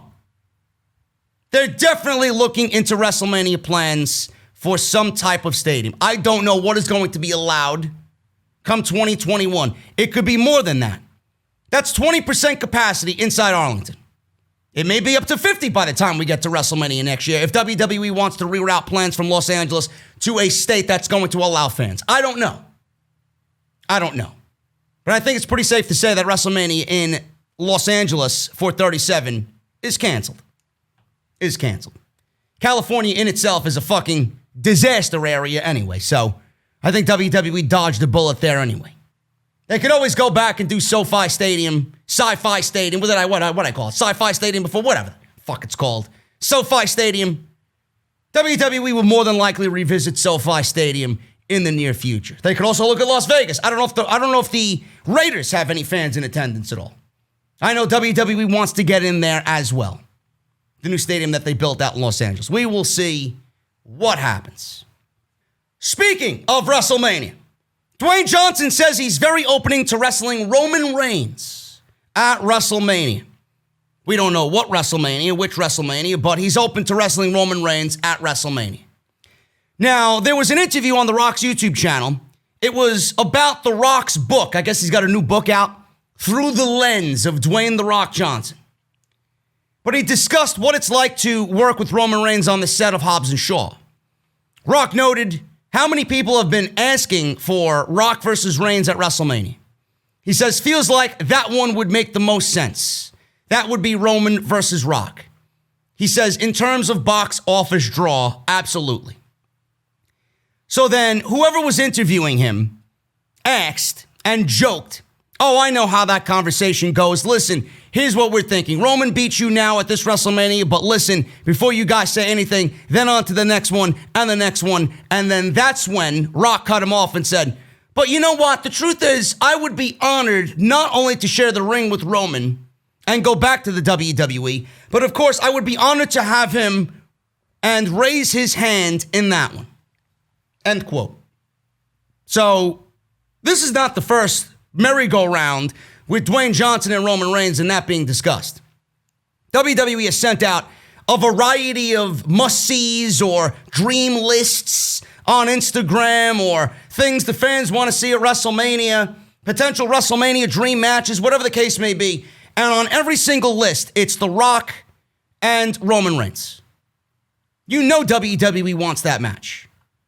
I know Roman wants that match. I know Rock is as genuine as they come. He wants that match. And he would do it. There's not many matches for The Rock to come back and do that make sense. That one makes sense. Many years ago, it was Brock Lesnar. Now it's The Rock. Now it's The Rock and Roman Reigns, I should say. But I honestly think that where I sit with the whole Roman Reigns situation, 3 years ago, 4 years ago, when you asked me about a potential match between these two, I would have shit all over it. I would have shit on it in every which way.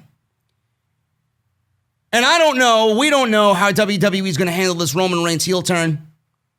You guys watched the SmackDown podcast last night. There was a plethora of Roman Reigns news. New entrance, new theme, new look is coming, according to Roman Reigns via a Zoom call that he had with a fan or an interview, whatever the case may be. New theme is coming, new look is coming.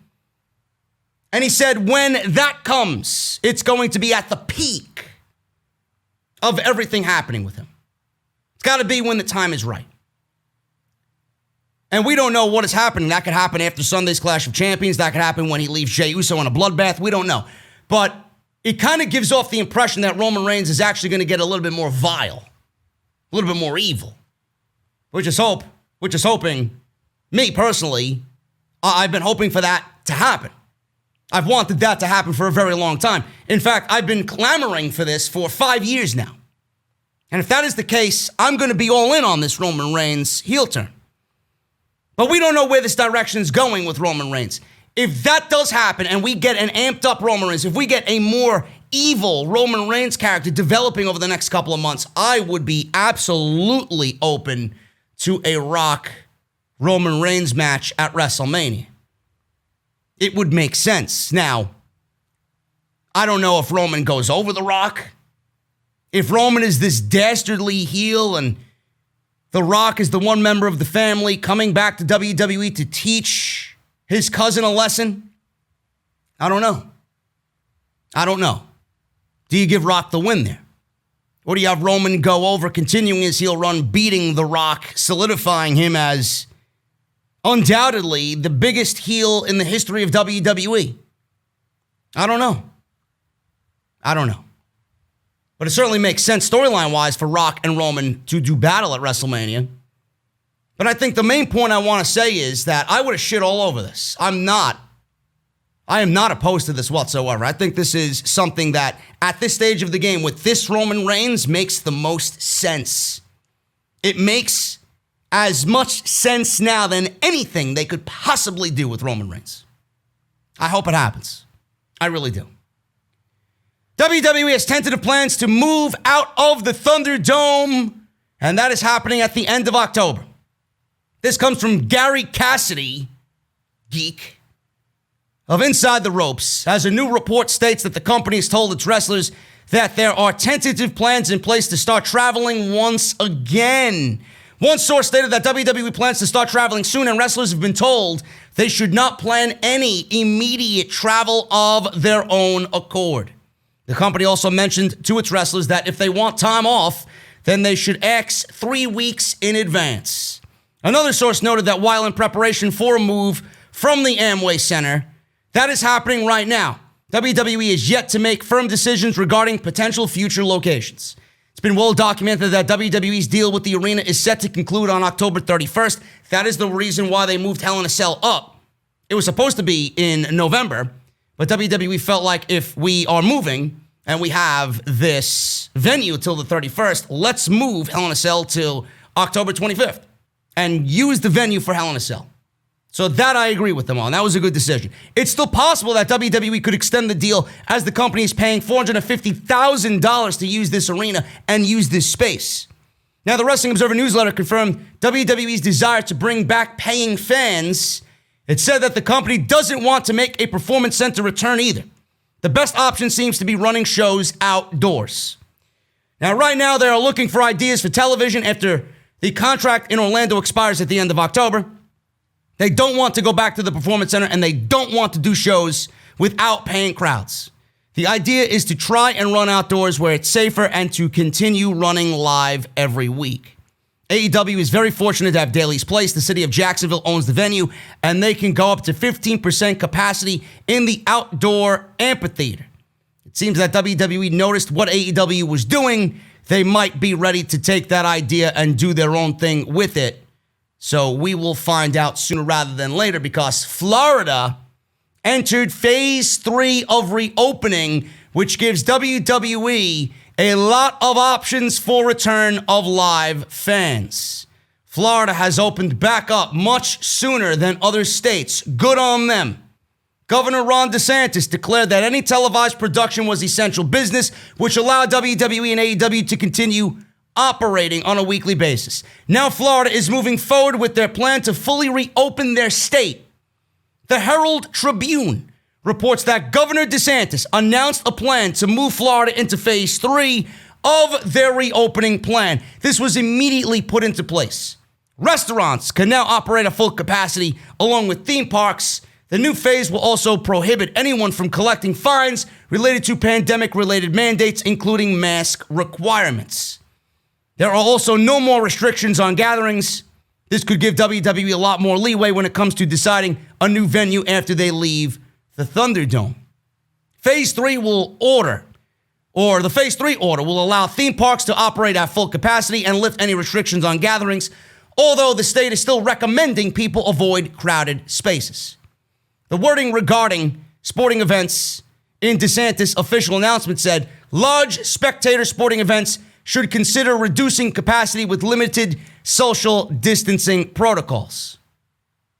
This is great news. This is great news. I love it. I love hearing that, man. I really do. It's time to get back to business. It really is. It's time to get back to business. I can understand it. And this is good, man. I don't give a shit where these shows emanate from. I really don't.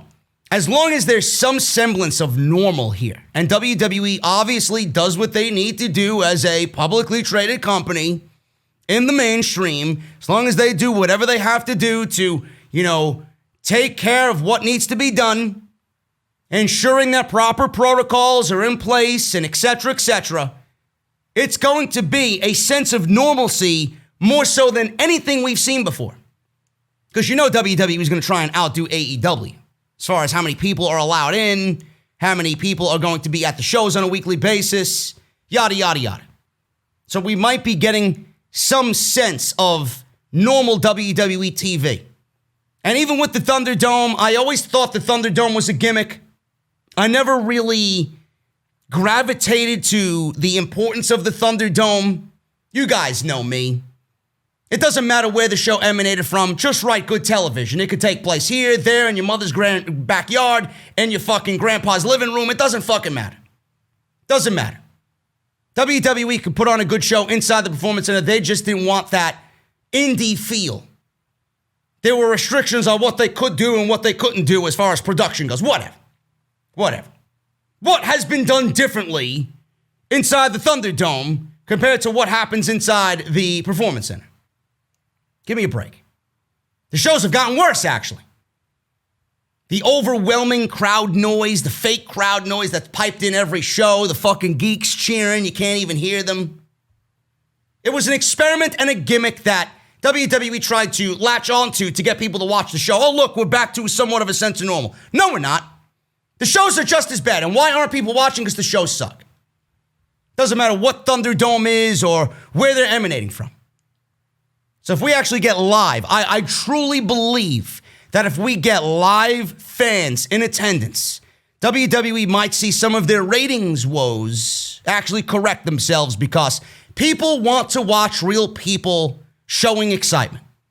People want to watch real emotion being showed while watching sports. We don't want to watch cardboard cutouts. We don't want to watch empty arenas. We don't want to watch fucking virtual geeks on a big screen Zoom call. We want to hear you. We want to feel you. The reason why nobody's watching these shows is because, never mind the fact that they suck, but people watching at home, the most important thing for someone watching at home is to feel the passion and the energy of the people there, and it emanates through the TV. We don't have that. Nobody has that. That's why people aren't watching. And I genuinely think that if people are there, that emotion is there, WWE and some of their ratings problems will try and correct themselves. I really do. Guys, I am so excited to be partnered with The Ridge again. going into the holiday season. Today's podcast is sponsored and brought to you proudly by The Ridge. The Ridge wallet is back. It's light, it's sleek, it's industrial. It doesn't fold awkwardly, it doesn't bulge in your back pocket, and it seriously changed my entire situation as far as wallets go. Most people are still using wallets designed in the 90s, carrying around old receipts, gift cards, hotel room keys, pictures that you don't even remember taking. Why are we moved on from large flip phones to smartphones, but still carry around the same old, decrepit, messy wallet? And the Ridge is just not wallets, folks. I showed you guys this commuter backpack. This thing, I'm telling you, man, it feels so good. I can't wait to start using this thing in action. Really. Every trip I go to, man, you're gonna see this backpack on my back. That's gonna be my new equipment bag right here on Off the Script. The Ridge wallet, man, holds up to 12 cards, including cards and cash, with an optional strap or money clip. There's over 30 colors and styles, including the carbon fiber and burnt titanium. Guys, I have the forged carbon. It is amazing. I've had it all year, man. Not one dent or scratch on this bad boy. It's gonna last you a lifetime. I really love it. Don't take my word for it. But they got 30,000 five-star reviews, so you know that they can be trusted. The durable materials means each wallet comes with a lifetime warranty. You can buy one wallet, like I said, and carry it around for the rest of your life. The Ridge team is also so confident that you'll like it, they'll let you test drive it for 45 days. And you guys, if you don't like it, which I don't know why you wouldn't, you can send it back for a full refund. Guys, you can go get yourself a backpack, a wallet, a knife, a phone case, a charging block, anything you want to streamline your daily life and make it easy for yourself, man. The Ridge got you covered. Use code SCRIPT at checkout. Code SCRIPT at checkout for 10% off, man. Free worldwide shipping and returns included. Go and treat yourself today, and definitely with the holiday season coming up, man, there's nothing better than giving the gift of the Ridge. Ridge.com/script. Code SCRIPT at checkout. And I want to thank them for being a proud sponsor of Off the Script. All right, man, we're going to do something a little bit different here. We got lightning round. Preview and predictions for Clash Trash of Champions. This is something I really don't want to dive into. I don't want to be overly analytical about it. There's no reason for me to be overly analytical about this shit because the show sucks. The show sucks. Monday Night Raw did everything possible to deter you away from this show on Sunday night. They did absolutely nothing to get you excited about this show on Sunday night. The biggest thing that happened on Monday was Retribution, and they aren't even a part of the fucking show. So why should I be excited about it? I don't want to be overly analytical about anything because there's nothing to analyze or dissect here. It's just matches thrown on a card for the sake of a pay-per-view. Clash of Champions pre-show. Asuka versus Selena Vega for the Raw Women's Championship. I see people already crying. Why is this on the pre-show? Why is this on the pre-show, man? Why is it on the pre-show? Because it belongs on the pre-show. In fact, it doesn't even belong on the show. You're lucky that it's fucking on the pre-show. Selena Vega's done nothing to get a WWE Championship match against Asuka. Nothing. She's won one match all year. So why would anybody believe that, let alone she's beating Asuka? But additionally, worthy of a title shot, she was a fucking manager. I'm sorry, I have no interest in this match. This match is a huge eyesore to an overwhelming issue on the Monday Night Raw roster as to why women's wrestling sucks on Monday night. They could have gave us a Mickie James rematch. They had every opportunity to do so with that botched referee ending. But no, they opt to go with Zelina Vega. Why? I don't know. Maybe they need new, fresh faces. I don't know. But this match does not belong on the pay-per-view, so you're lucky you're getting it on the pre-show. It doesn't belong on the main card because it's not a main attraction. And I feel bad for Asuka. After everything that WWE did to build up Asuka, this is the match that they give her? This should be Asuka versus Shayna Baszler. But Baszler is parading around with fucking catering. Botch. Nia Jax. Her middle name is Injury List. Nia Jax. That's what they got Shayna Baszler doing. Shayna Baszler's a WWE Women's Tag Team Champion because Nia Jax needs something to do. So they did that, and they took Shayna Baszler away from Asuka, and they opted to go Asuka, Zelina Vega, instead of give Asuka a worthy opponent. Fucking ridiculous. Then you got your Bianca Belairs, right? But she's not ready for that yet. Because if they put her in that situation, what good is it? There's no story there. There's no build. No one's going to win a championship match in their first go-around, especially when Asuka just won the title from Sasha Banks. Zelina Vega is a waste. She does not belong in this match. It's not going to be a wrestling clinic. It's not going to go 15 fucking minutes. It's going to go 3 minutes, 4 minutes tops, and Asuka's going to retain the title. Goodbye. Then she could go back to managing Andrade and Angel Garza when they win the tag team championships. Well, why do you think they're going to win the tag team championships, JD? Because Zelina Vega doesn't belong in this position anyway. They're just doing it because it's new. And then how many times can Andrade and Angel Garza go up against the Street Profits and fucking lose? Why are you doing the same match again if it's only going to be the same outcome? I feel like, correct me if I'm wrong, I feel like Andrade and Angel Garza are going to win the tag team titles and prove to Zelina Vega that they could have done it with or without her. And in this case, they're without her. So then this is going to be a way for them to lure her back now that they're tag team champions. That could be. The Profits are a waste. They got no tag teams. That division is fucking dead. I sound like a goddamn broken record. Merge the fucking tag team divisions. There's no teams on Monday Night Raw. So bad that you got a fucking team Dominic Mysterio and Humberto Carrillo. And make them a tag team. And the Viking Raiders are done. So you might as well do it. And hopefully by the time Survivor Series comes around, they correct the mistake that they did with the Profits, Cesaro, and Nakamura. Champion versus champion. Merge the titles, merge the divisions. You don't need two sets of tag team champions out there. And a unification match would have made sense between Cesaro and Nakamura and the Profits on this show. It's called the Clash of the Champions.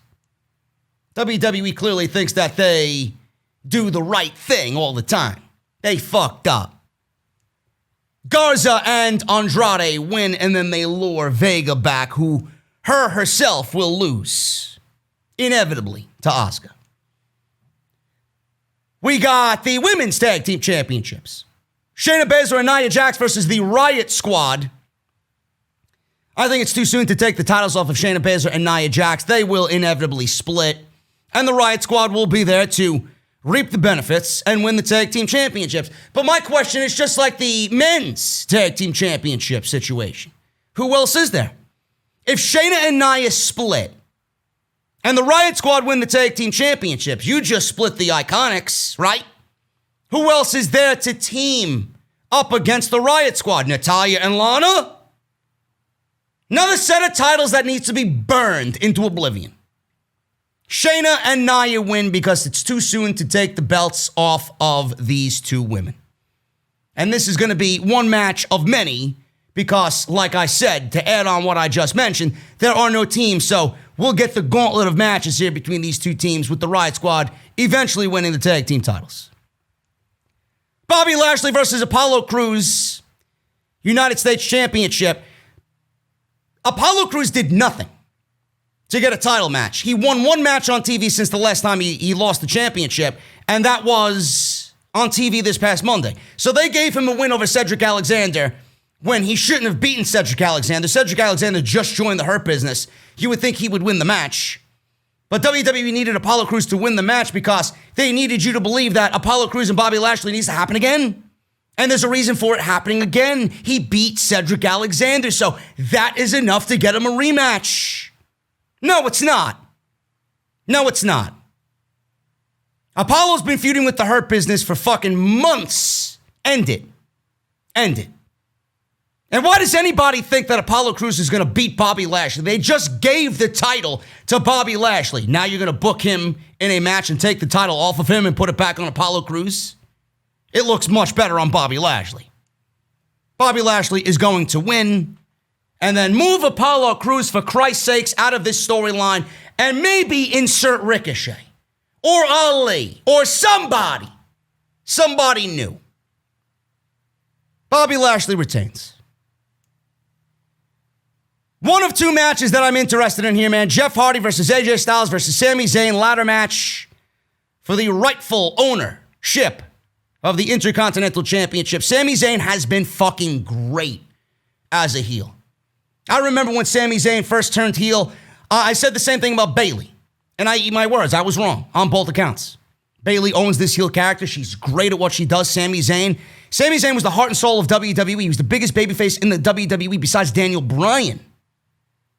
And I questioned, is this right to turn him heel?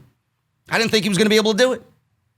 But Sami Zayn is one of the most entertaining acts on all of WWE television, and he plays a damn good fucking heel. AJ Styles, I got news on AJ Styles in a sec. I might as well read it now, being that we're talking about it, because it kind of goes hand in hand with what I'm talking about here. AJ Styles may be moving back to Monday Night Raw. I don't understand what's going on there, but apparently they are thinking about moving him back to Monday Night Raw after they moved him from Raw to SmackDown in the upcoming draft or shakeup or whatever they got planned for both Monday Night Raw and Friday Night SmackDown. Now, according to the Wrestling Observer newsletter, SmackDown superstar AJ Styles will be moved to the Raw roster at the draft. Now, this is reportedly due to his well-documented issues with Paul Heyman, who recently joined SmackDown to work with the Universal Champion right now, Roman Reigns. Back in July, Styles confirmed rumors that he was moved from Raw to SmackDown because of his problems with longtime wrestling manager Paul Heyman. Styles referred to Heyman as a liar while accusing him of throwing others under the bus when he screwed up. However, Styles recently referred to his differences with Heyman as water under the bridge on one of his Twitch streams. AJ Styles added that even though he can't trust Heyman, it doesn't mean they can't work together professionally. In recent weeks, Styles has been feuding with the IC champion Jeff Hardy on SmackDown. But if Styles is indeed moving to Raw, then look for this feud to conclude at the pay-per-view. Also, WWE might think that moving AJ Styles back to Monday Night Raw might aid in the failing ratings over on USA Network. Now, none of this is true. None of this is true. I could see Styles moving to Raw, but it's not for Paul Heyman, or the reason of Paul Heyman being on SmackDown, and AJ Styles wants to move away from Paul Heyman. He just said it himself on his Twitch streams that, yeah, I might not like him, I might not trust him, but I could work with him in a professional manner. So why exactly would he be moving to Monday Night Raw from SmackDown? Folks, the answer is very simple. It's because AJ Styles has been on record saying that he hates the working schedule of SmackDown because Friday nights is when he watches his son play football. He wants to watch his son play sports, and he can't do that on Friday night because his son plays on Friday night. And AJ, daddy, has to be at work on Friday night. So they're moving him, or AJ maybe requested to move back to Monday Night Raw because he wants to cherish his life at home with his son.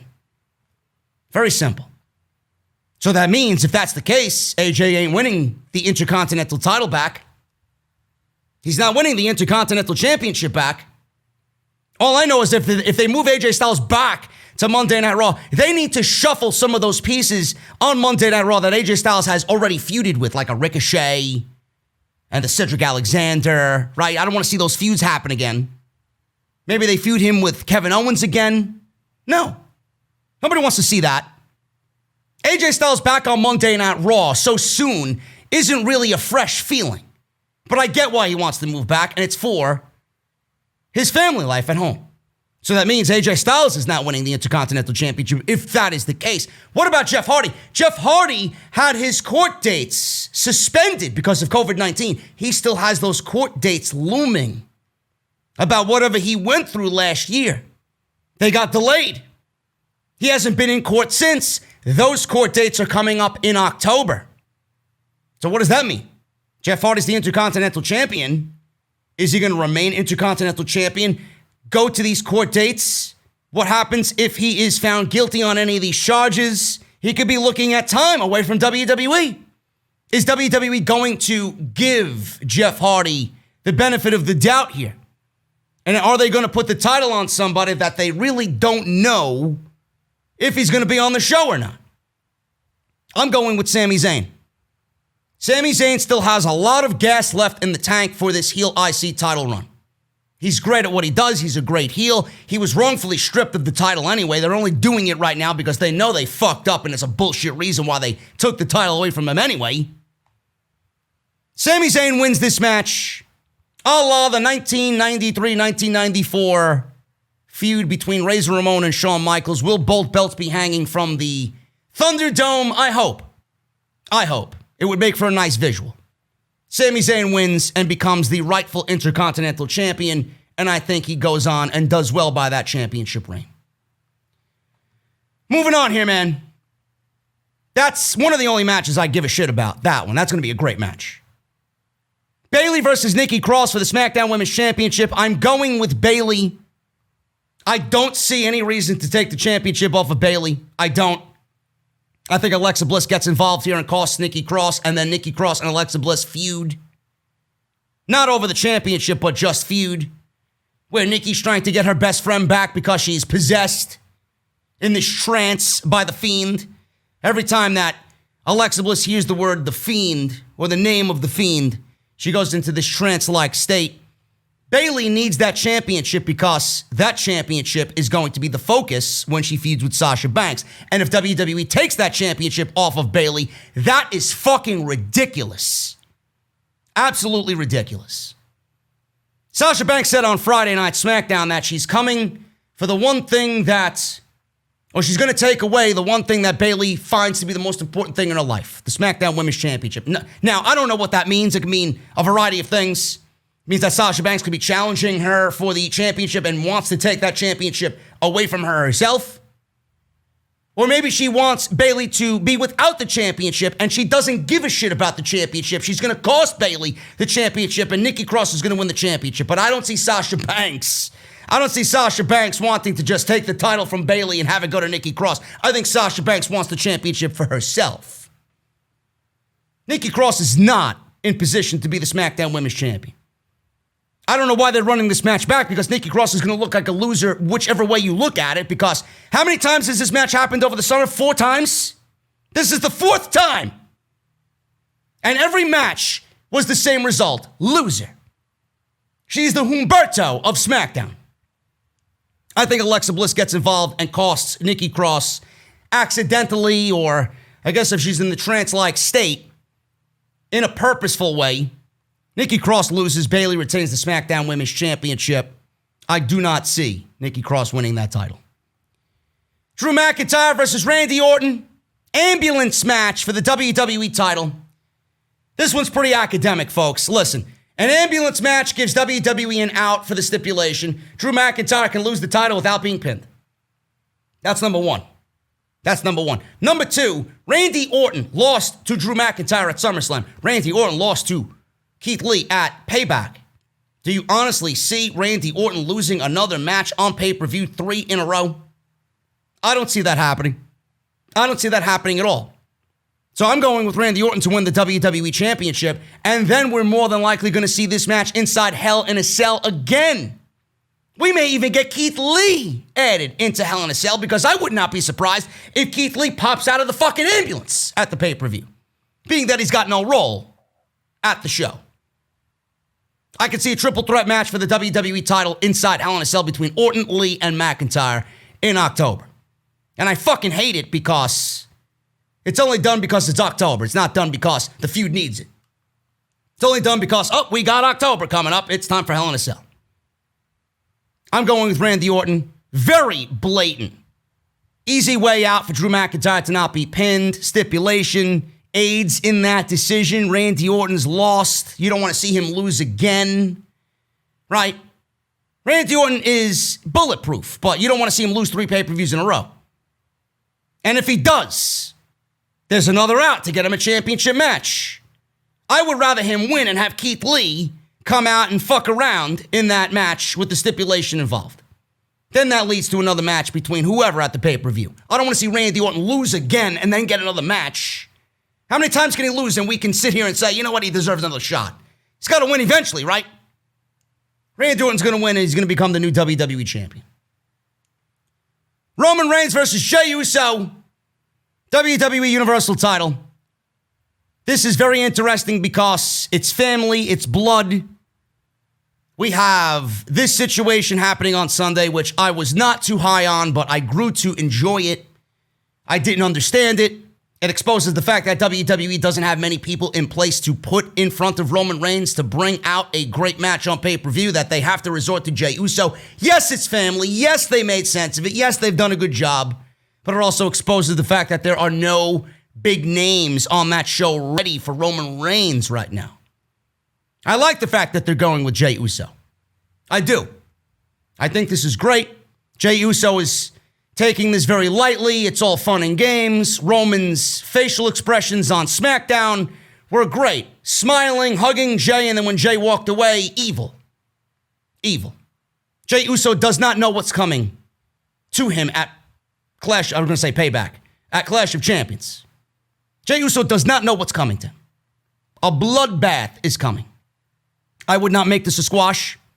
I would not make this a squash in any which way. I would have the majority of it be a squash, but I would have glimmers of hope here and there.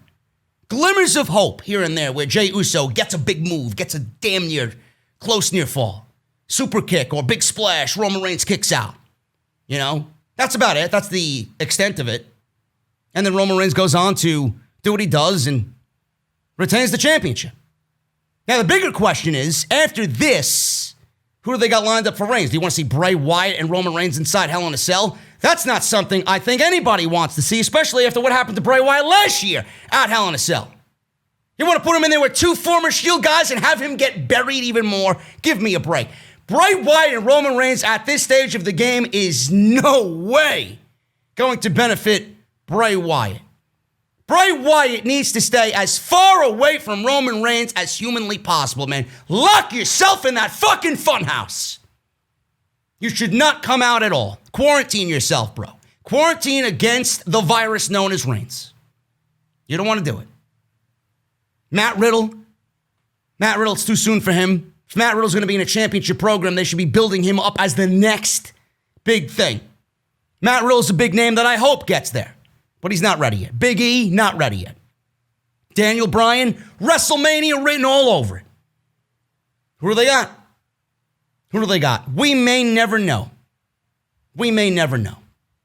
WWE more than likely probably going with Bray Wyatt. Foolishly, they'll probably go with Bray Wyatt. I pitched Jeff Hardy versus Bray Wyatt when Bray Wyatt was the Universal Champion before they gave it back to Roman Reigns. What if we book Roman Reigns versus Jeff Hardy? He's one of the biggest baby faces on the show. That might get a big pop. Roman versus Jeff, they could probably give some great matches for the Universal Championship, right? Who knows? Who knows what's going to happen with Roman Reigns, because if there is a draft, we may be looking at a whole new sea of opponents for Roman Reigns that we don't have any idea about yet. But this is going to be very interesting just based off the family bloodline here. And if you guys watched the SmackDown podcast last night on Off the Script, there is news of Roman Reigns changing his theme, changing his look. And evil Roman Reigns is going to be coming very soon. A more evil Roman Reigns, I should say, is coming very soon. There was rumors of him forming a Samoan faction as well, maybe with the Usos, maybe with Nia Jax. I like it. Roman Reigns is very interesting in this role. And Jey Uso is going to get slaughtered on Sunday. Roman Reigns retains. Moving on here, man. I don't have much left to go here. Quick Monday Night Raw ratings. They drew, as far as the ratings on Monday, 1.667 million viewers on the USA Network. This is down from 1.689 million viewers. You guys know it, man. The ratings reflect that the show sucked. This marks the go-home show for Raw for Sunday's Trash of Champions pay-per-view event. It went up against Week 2 of Monday Night Football that featured the New Orleans Saints versus the Las Vegas Raiders that did 7.451 million viewers on ESPN and another 7.984 million viewers on ABC. Last week's show went up against two NFL games. The 18 to 49 demos saw hour 1 at a 0.51, then 0.50 in hour 2, and 0.48 in hour 3. The hourly breakdown is as follows: 1.746 in hour 1, 1.692 in hour 2, and 1.565 million in hour 3. That is, I believe, the second lowest in company history. The second lowest in show history. As I went over the show earlier, you see why the show sucked. Absolutely terrible. Absolutely. I don't even want to go over it anymore because I'm going to give myself a fucking agita. I'm going to give myself an ulcer. I don't want to look at that show ever again from Monday night. AEW ratings, they beat NXT. What else is fucking new? I talked about this on Thursday's podcast. AEW was down while NXT was up in total viewers.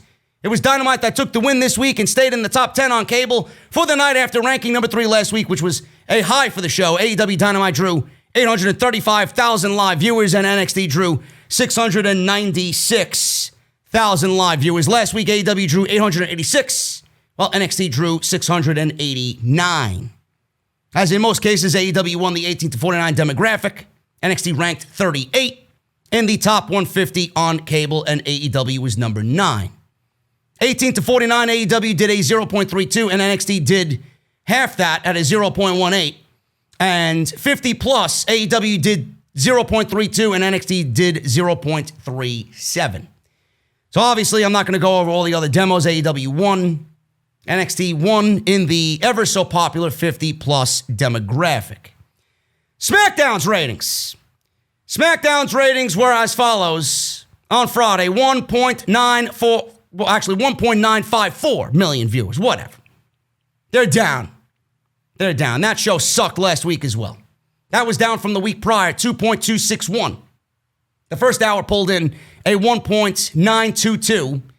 While hour 2 did a 1.986. Last week's show did 2.236 in hour 1, and hour 2 did 2.286 million viewers. It pulled in an average of 0.50 rating in the 18 to 49 demographic. That was number 1 for the night. That is down from a 0.55 rating in the 18 to 49 demo that the show did last week. The show was headlined by a Samoan street fight. Roman Reigns and Jey Uso versus Baron Corbin and Jey Uso wrestled twice. Yes, he wrestled on both teams at the same time. He's Jesus fucking Christ. He's omnipresent. Roman Reigns and Jey Uso versus Baron Corbin and Sheamus. SmackDown was in the middle of the pack for the night on networks in viewership. It was behind 2020, Magnum PI, Blue Bloods, Shark Tank, Dateline NBC, and other series among the top shows on network television. SmackDown sucked. The ratings reflected that. I don't give a shit what anybody says. That show was terrible on Friday night. Really, nothing happened on the show. Nothing. I was bored out of my skull on Friday night. And that seems to be the way of the world here on WWE television for their weekly programs. Nothing is exciting whatsoever. And what actually happened on the show? Otis stripped Miz into his tidy whities like he was Harvey Wimpleman. Otis is being sued all over the Money in the Bank briefcase because they foolishly gave this clown the Money in the Bank briefcase, not knowing what to do with it. Flavor of the month was Otis. He looks like one big ball of fucking creamsicle ice cream. Ridiculous. Cesaro and Nakamura versus the Lucha House Party. Give me a fucking break, man. Really? 7 years the House Party's been fucking buried, and now you want me to give a shit about them? Now Kalisto doesn't even give a shit about them. A Samoan street fight because oh man, AEW had a street fight, and it was the talk of the town. Maybe if we do one, we'll do the same thing. Matt Riddle doing bro. What's going on, dude? Bro. I could say bro all these different ways. Happy bro, sad bro, depressed bro, anxious bro, frustrated bro. You have anything for a bro on the fucking toilet taking a dump during this fucking show? Bro. Yeah, bro. Change the fucking channel, bro. Ridiculous, man. SmackDown sucks. SmackDown sucks. Monday Night Raw sucks. WWE sucks. Clash of Champions is going to suck. Normally with these types of shows, WWE puts nothing into the show. They don't invest anything, and then it ends up becoming one of the better shows of the year. I don't care. Whatever, man. Whatever the case may be, I am getting out of here. I'm done. I've been here for far too long talking about WWE, man. I'm about to fucking explode. And it's Friday night, and I still gotta watch SmackDown. If you guys enjoyed the video, if you guys enjoyed the podcast, let me know what you think down below in the description. Oh, the description. No, the description is where you guys are gonna go to find all the shit that you need. If you guys let me know down below in the comments what you thought of everything, that would be a lot better. I'm fucking exhausted, man. Follow me on Twitter at JD from NY206. That is on Twitter and Instagram. Hit that subscribe button down below. Turn on the bell for all notifications. Patreon.com/JD from NY206. Mouthmasker.com/OTS. Go and get your t-shirts. Bonfire.com/ what is it? Nothing. /nothing. Just bonfire.com. Go and get yourself a fucking t-shirt, will you? And make sure you guys check out all the videos that you might have missed down in the description of this very video. Guys, I am taking the rest of the weekend off. I'll see you guys right back here on Sunday night live for the Off the Script post show of Trash of Champions. We'll go over it all right here live on the podcast, man. Thank you guys so very much again. Hit that thumbs up. 1,500 is the goal. If we can do that, I'd love you, man. Make sure to do that, and I'll see you guys right back here for Off the Script Clash of Champions Sunday live right here on YouTube. Bro.